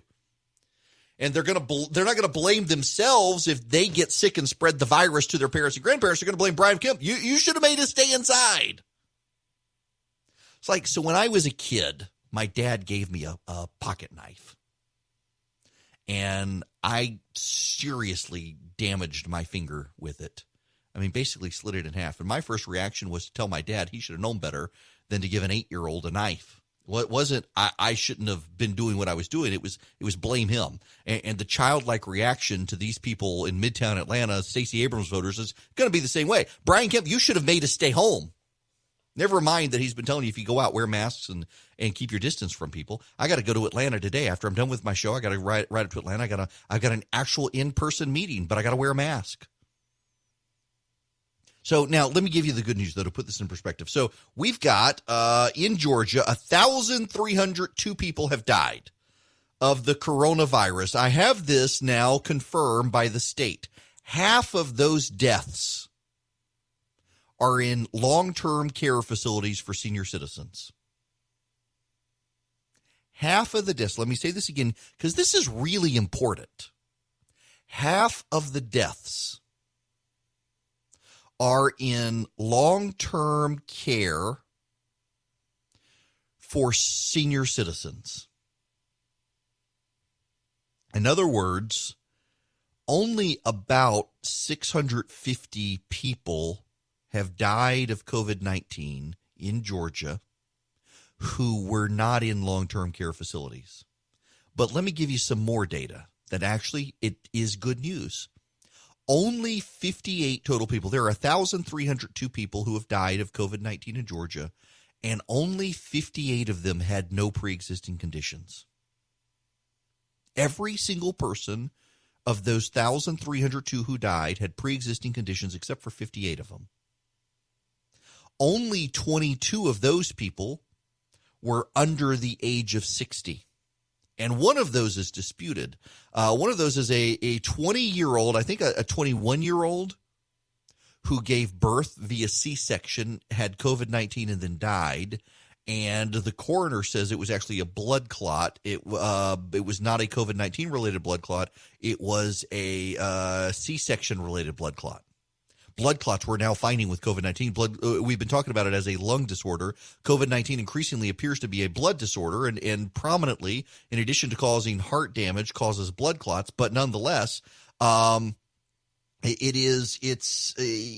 blood clot for this 21-year-old appears to have been pregnancy related. So really, it would be 57 people and 21 under the age of 60, and 28 of the people are 70 or older. We now know from Great Britain that there have not been any cases in Europe that we know of. It was originally reported as Great Britain, and now they're saying it's Europe. We don't have any evidence of children passing the coronavirus off to their parents. Children apparently can get it, and they can get sick from it. But we don't have any cases of them then making other people sick. This is very much a case where the older you are, the worse you are hit. The worse your underlying conditions, the worse you're hit. And by the way, my wife's got lung cancer, which is always a concern with these sort of situations. She's in a high-risk category. I've got some lung damage from blood clots several years ago, and that puts me in a higher risk. But do you know who actually turns out to be the most high-risk people? More so than chronic lung conditions, which is crazy. People with diabetes and people with heart disease.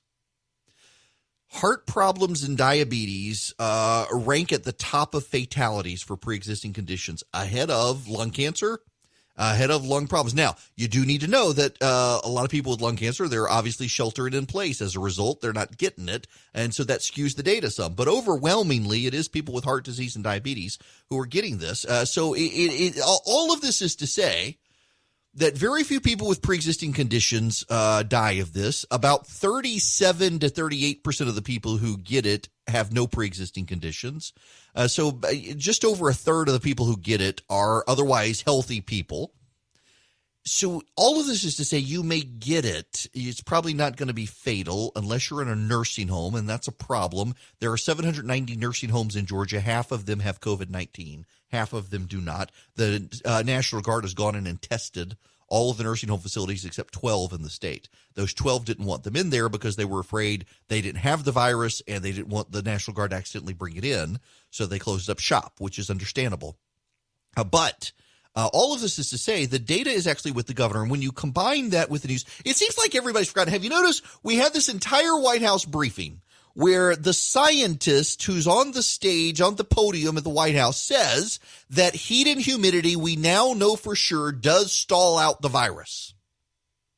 And everyone got so distracted by the president suggesting you swallow a UV bulb and inject Clorox into yourself, and he didn't really even say that they totally ignored the fact that we just had a scientist on stage saying, hey, the summer months are going to help. And that, by the way, I still have this lingering suspicion that is why there's so much angst over Florida and Georgia by so many people in the media. There's jealousy. There's jealousy.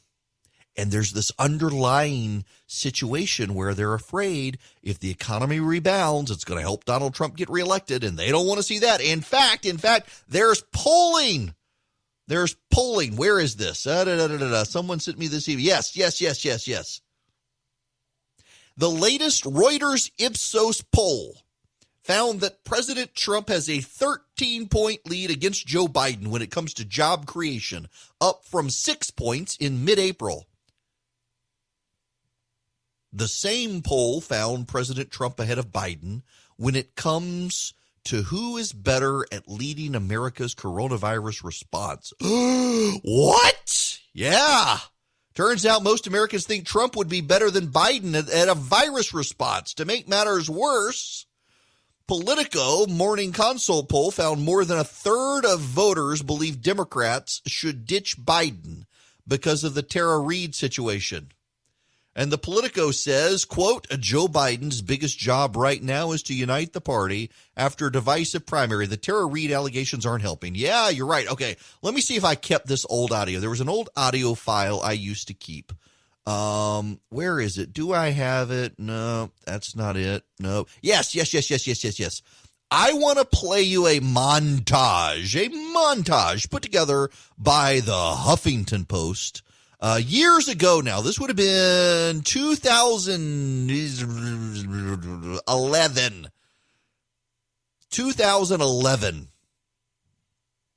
about the Obama recovery. Because remember, in Barack Obama came into office in January of 2009. He had a united Senate and House. They were able to get much done with a stimulus program to get America back together. By October of 2009, Obama went to Congress, addressed the nation, and said the recession was over. and no one ever got better off.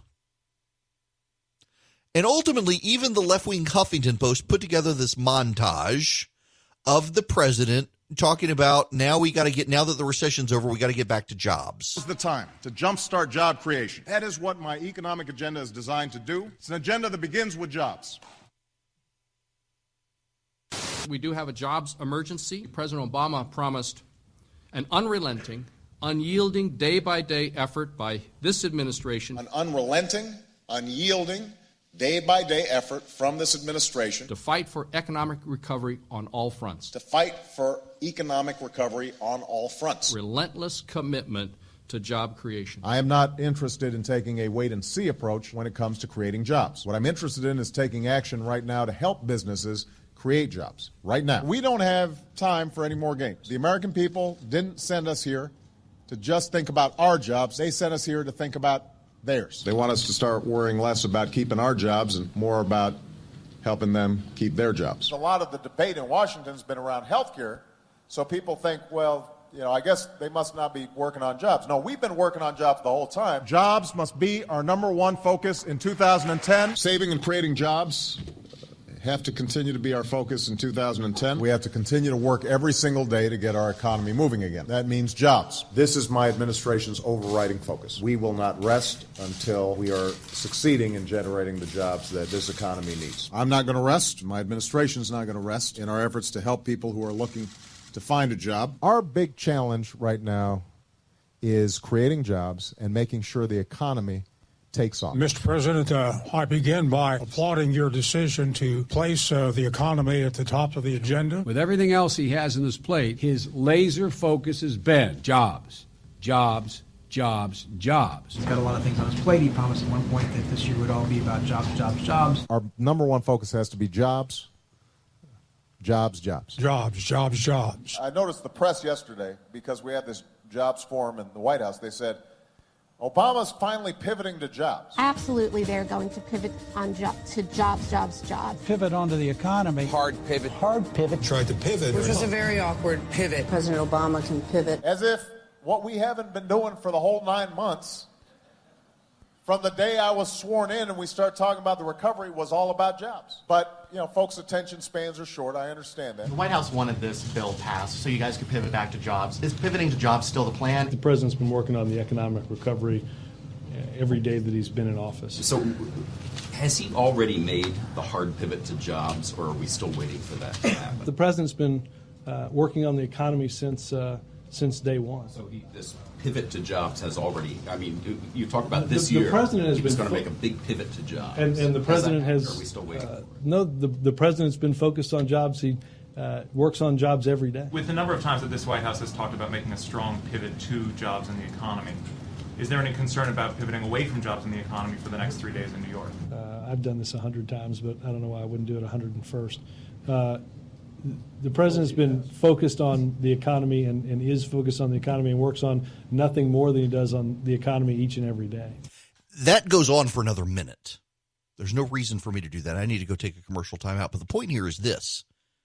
Joe Biden says he wants to now campaign on having led jobs recovery for Barack Obama. Here's the problem. No one associates jobs recovery with Barack Obama. And that's why polling shows that most voters would prefer Donald Trump to help them get a job than Joe Biden. What a weird pivot for the Biden campaign, but they don't have anything else to run on right now. You're going to hear a lot of conversation today in the media, if they can get over their virus fixation, with a Supreme Court case that's happening now.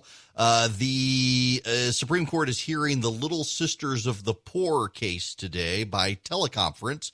And the pivot on this is about how the Little Sisters of the Poor are forcing women to carry babies to term, when actually it's all about whether or not nuns have to pay for abortions. The way this is being portrayed is sad. The way this is being portrayed is dishonest. the way this is being portrayed is problematic, that there are people in the media who cannot honestly fathom the situation of people. I'm sorry. I'm trying to carry on a conversation with you and also text my wife that there's a delivery at the door that must be signed for, and the poor FedEx lady has been sticking her head in the window waving at me. As if, can you come to the door? No, I'm on radio. I can't come to the door, so I'm having to try to carry on a thought with y'all and also text the entire rest of the house to please go get the door that this package has to be signed for. Okay. Now that is taken care of, let me fix it. It was medicine for my wife that was coming. It was important. Little Sisters of the Poor don't want to pay for abortions in their health care plan, and they won a case before the Supreme Court. And you will recall that the Obama administration changed regulations that carved out a loophole, or then because of the Supreme Court case, allowed a loophole for religious nonprofits as long as the government will provide you your abortion in some way that your health care plan did not. Well, Little Sisters of the Poor made no changes, and then as a result, Little Sisters of the Poor is now having to go back to the Supreme Court and refight the case because now they're claiming, the left is claiming, that because of the change in regulations, Little Sisters of the Poor are somehow now obligated to do it. It's all about forcing nuns to pay for other people's abortions.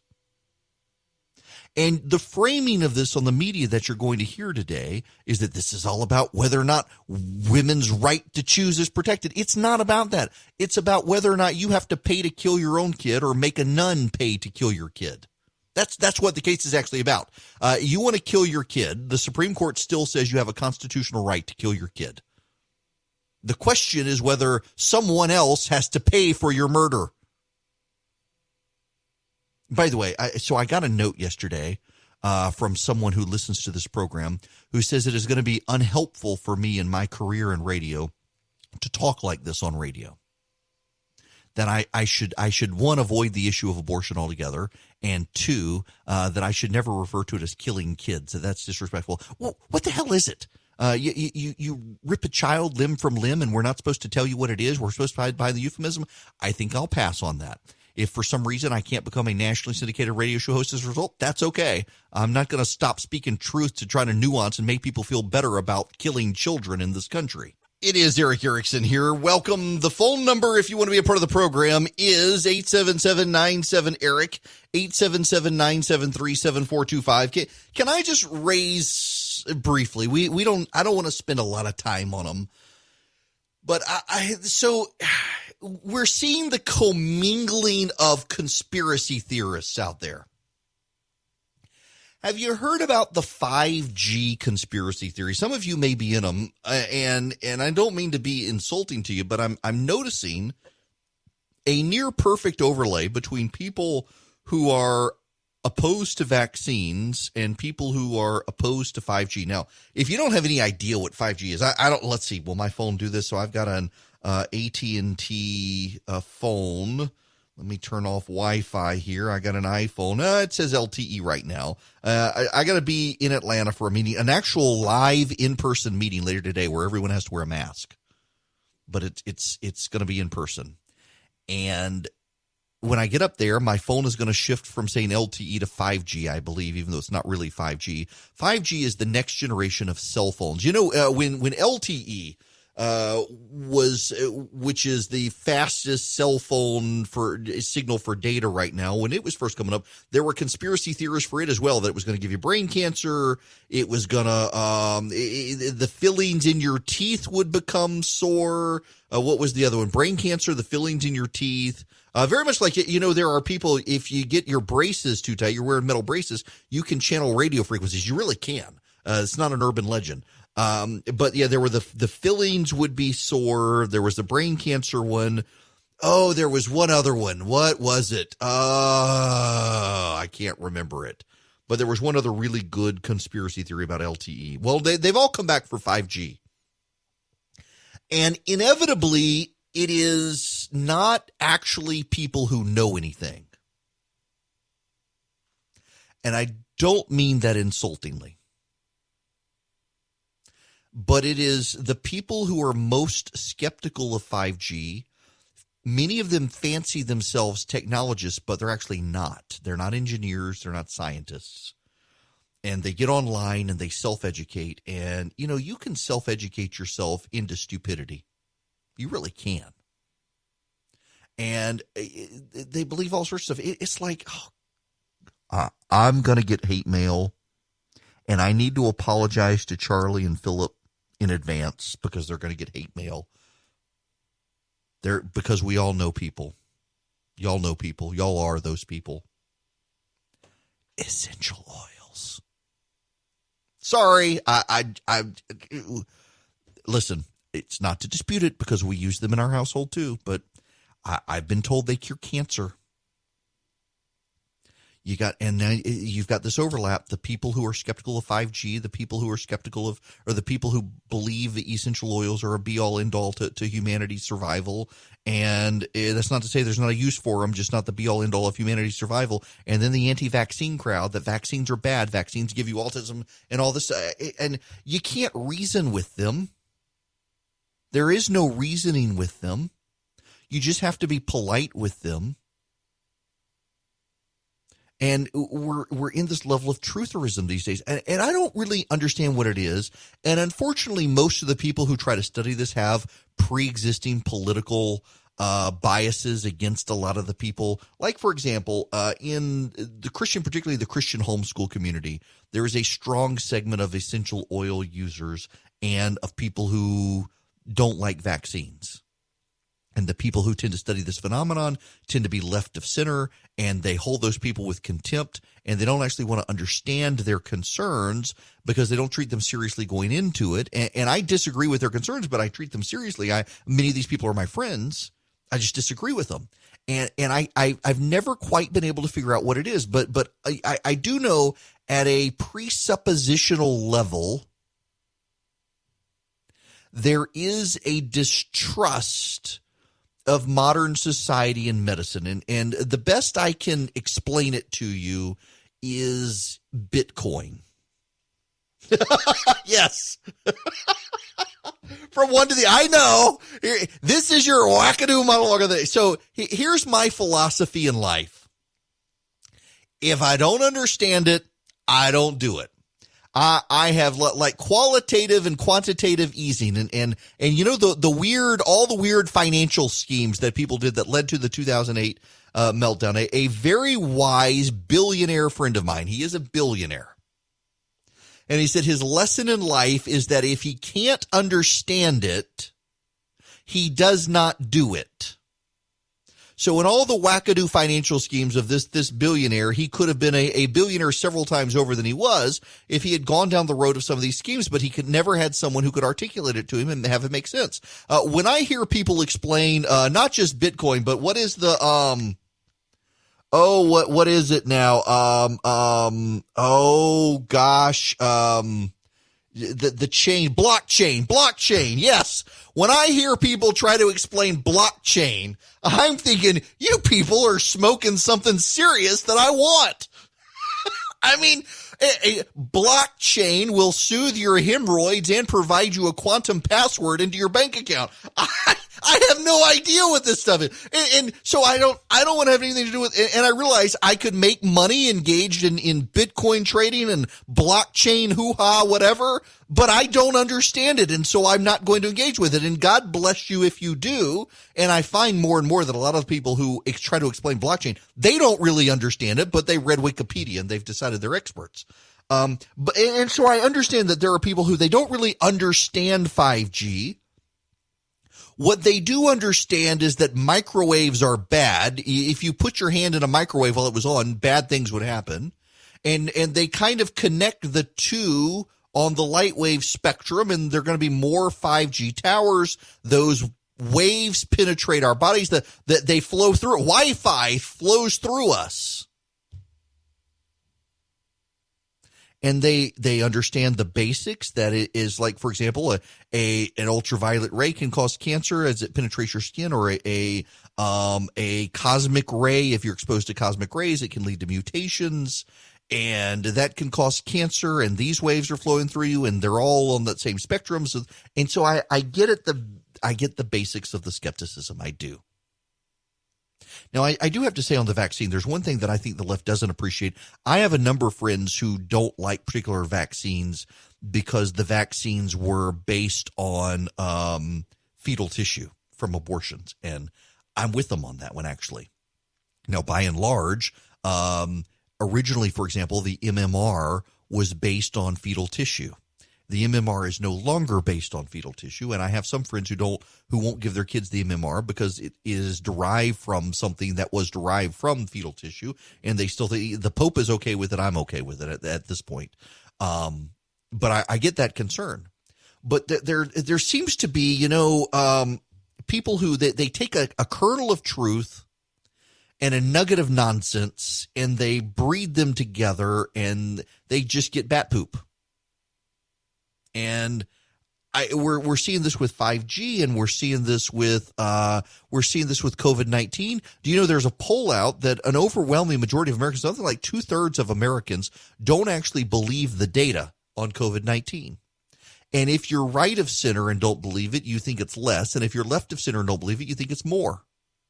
I'm perfectly happy being in the middle where I'm willing to accept the doctors. I know way more doctors who are conservatives than liberals, and they're all okay with the data, and so I'm okay with the data.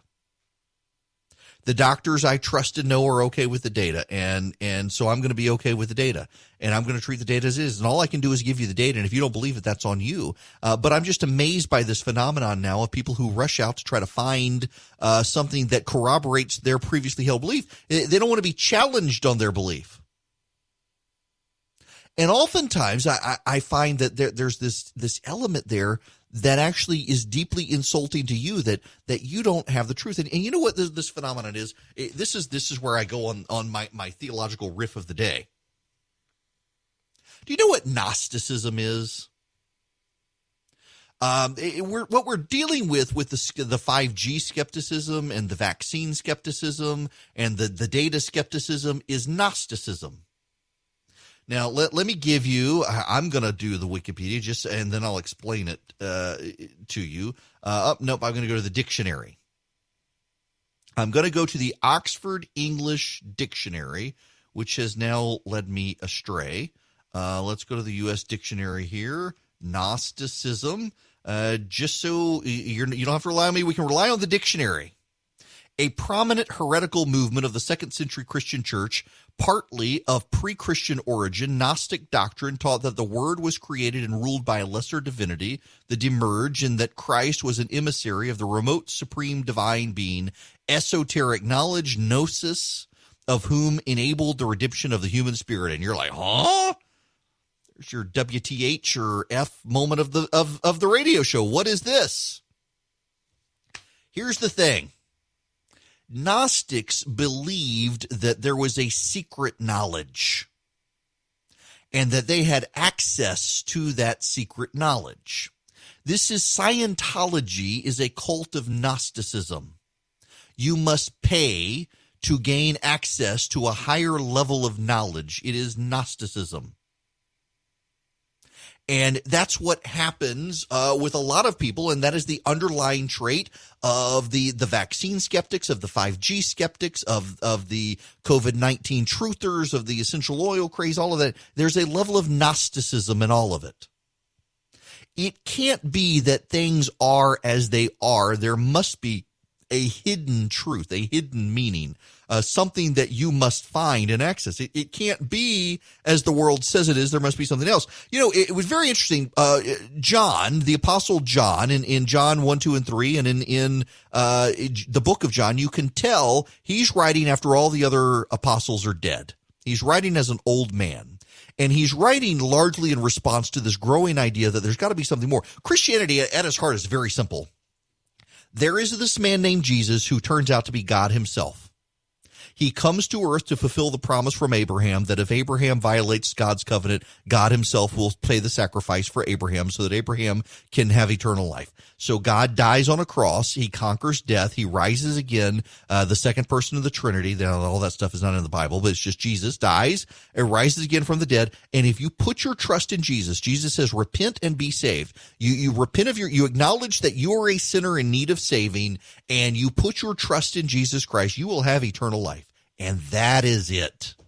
That is the gospel message, the gospel, the good news. Christ died for you that you may live with him forever. You recognize you're a sinner.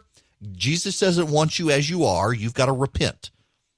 The process of salvation is a process of sanctification, where over time you become more Christ-like, abandoning your sinful ways because you're drawn to Christ, and Christ indwelling in you helps you. But the basic concept is this: you're a sinner. Jesus has the path to salvation. You want to go to heaven, so you put your trust in Jesus. The end. That's it in a nutshell. Well, the Gnostics argued that there's got to be more to it. That's too simple. That's too simple. There's got to be a hidden path.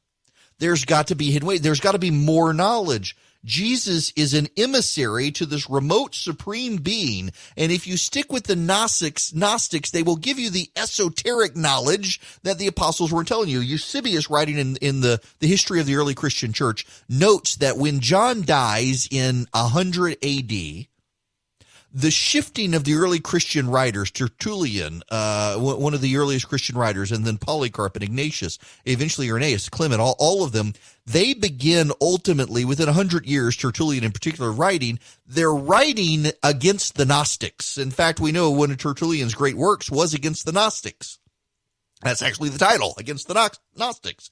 And Eusebius notes that John was writing in anticipation of the Gnostics, and the early church writers shifted from advancement of the gospel and explanation of the Christian message to defenses against the Gnostics, who claimed that you had to find some sort of secret knowledge to become a Christian. To actually gain the salvation Jesus promised, you got to find the secret knowledge. And Gnosticism is pervasive in society to this day in all shapes, sizes, and forms. There is, for example, this belief that, QAnon, I think, frankly, this conspiracy theory is part of it. That if you will get into the conspiracy, they will give you the secret knowledge by which you may understand the world in ways no one else does. And there is this desire from some people to gain a knowledge of the world that other people do not have, so that either they can feel more superior, or they can feel more clued in, or they think they have more knowledge and so can navigate better. And so there's a deep skepticism of science per se, because science lays everything out on the table. And here it is,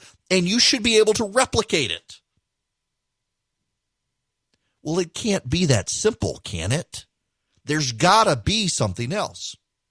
These scientists all tell us that 5G is fine, but I know, because I remember my elementary school science, that as the cosmic rays come through, this is how we get cancer, because the cosmic rays come through, it damages your DNA as it passes through your body. These are on the same light spectrum, therefore it must be damaging your body, therefore it must be contributing to the rise of brain cancer, and therefore, boom, 5G is going to give us more cancer. And people are literally burning down cell phone towers around the world because of this. You can take a kernel of truth, and then you twist it into this amplified knowledge. But you've got to go to the right website or the right person, or down the rabbit hole in the right forum on Wikipedia or Reddit to find the knowledge, or subscribe to the right meme account on Instagram. As opposed to, the world is deeply unfair. The world is deeply unequal. Inequality is real. It sucks. But ultimately, at the end of the day, it's all pretty simple, the way it all works. There are complicated things, but the world is kind of obvious. But yet there are some people they just can't accept it. It's got to be more complicated than that. They've got to go in search of it. And it leads them down the rabbit hole of being anti-vaccine, of being skeptical of 5G, of being skeptical of knowledge itself. There's got to be more complex stuff that I myself can acquire and then teach other people. It's all about people wanting to be in charge and not understanding things. So in any event, that was my random tirade of the day as I see this 5G trutherism crop up, and it's the exact same people who are peddling the trutherism on a COVID-19 vaccine, that somehow we're all going to get brain damaged and deformed if we get a vaccine. They're not going to give us a vaccine. If it sterilized the human race, they wouldn't do that. But you can't tell them that because they won't believe you, because they have access to a hidden knowledge that we don't have. It just, some people need to be deprogrammed. Oh, is this what I think it is? Yep. Hang on a second. I'm Googling. Yes.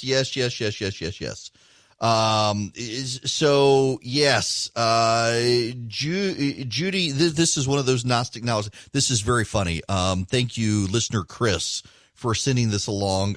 Judy Mikovits has done a YouTube video with some sort of thing. This is on the exposing Dr. Fauci's fraud and pandemic. This is America's Voice News. What she claims to be exposing some fraud by Dr. Fauci and Dr. Birch. She was an AIDS scientist, Judy Ann Mikovits. I've seen this circulating around, and so Chris sends in this last monologue, can we believe the story of Dr. Judy Mikovits? So she's gone down the rabbit hole of anti-vaccine and conspiracy theories. She's earned all sorts of criticism. She was arrested in 2011. Alleged by her employer, she removed notebooks and proprietary information from where she worked. WPI, which was what was the WPI? The Whitmore Peterson Institute. She was a research director there. This is a woman. The criminal charges were dropped, by the way, in Reno. But yeah, she's now claiming that there is no vaccine that's needed to prevent COVID-19. The claims the coronavirus were caused by a bad strain of the flu that circulated between 2013 and 2015. She's circulating all this sort of stuff. It's not true. But it's here's the thing. This is the thing that strikes me. And this is my frustration, because this is not a partisan point, although people will hear it as a partisan point. I'm amazed by the number of people who regurgitate stuff that isn't true, but it always reconfirms their worldview. They never have to be challenged in their worldview. There should never be harm in challenging you in your worldview. You know, one of the things that happens to a lot of church kids go off to secular colleges, and they're challenged by left-wing academics who don't believe their faith and ridicule their faith, and they ultimately abandon their faith, sometimes because questions are raised that they can't answer because they were never prepared for those questions in their churches. And other times because they want to fit in on college campuses. So the secular professors and other secular students make it super cool to be secular and ridicule the kids of faith. And so the kids of faith have to abandon their faith to fit in. You should be willing to be challenged, but you should be raised to be able to defend your faith. In the same way, you should be willing to be challenged on your worldview. You should be able to confront something and figure out how to fit it into your worldview or change your worldview to accommodate something that conflicts with it. And more what's happening on both sides of the political aisle is people are finding things that conflict with their worldview, and they just dismiss it all as not true, and then they find the conspiracy theorist who says everything they already believe and adds in new stuff, and they embrace the conspiracy theorist. And people are buying this anti-vaccine woman's nonsense, and not paying attention to the paper trail of who this woman actually is and the nonsense she's peddled before. Because it confirms to their worldview. It's all 21st century Gnosticism is all that it is.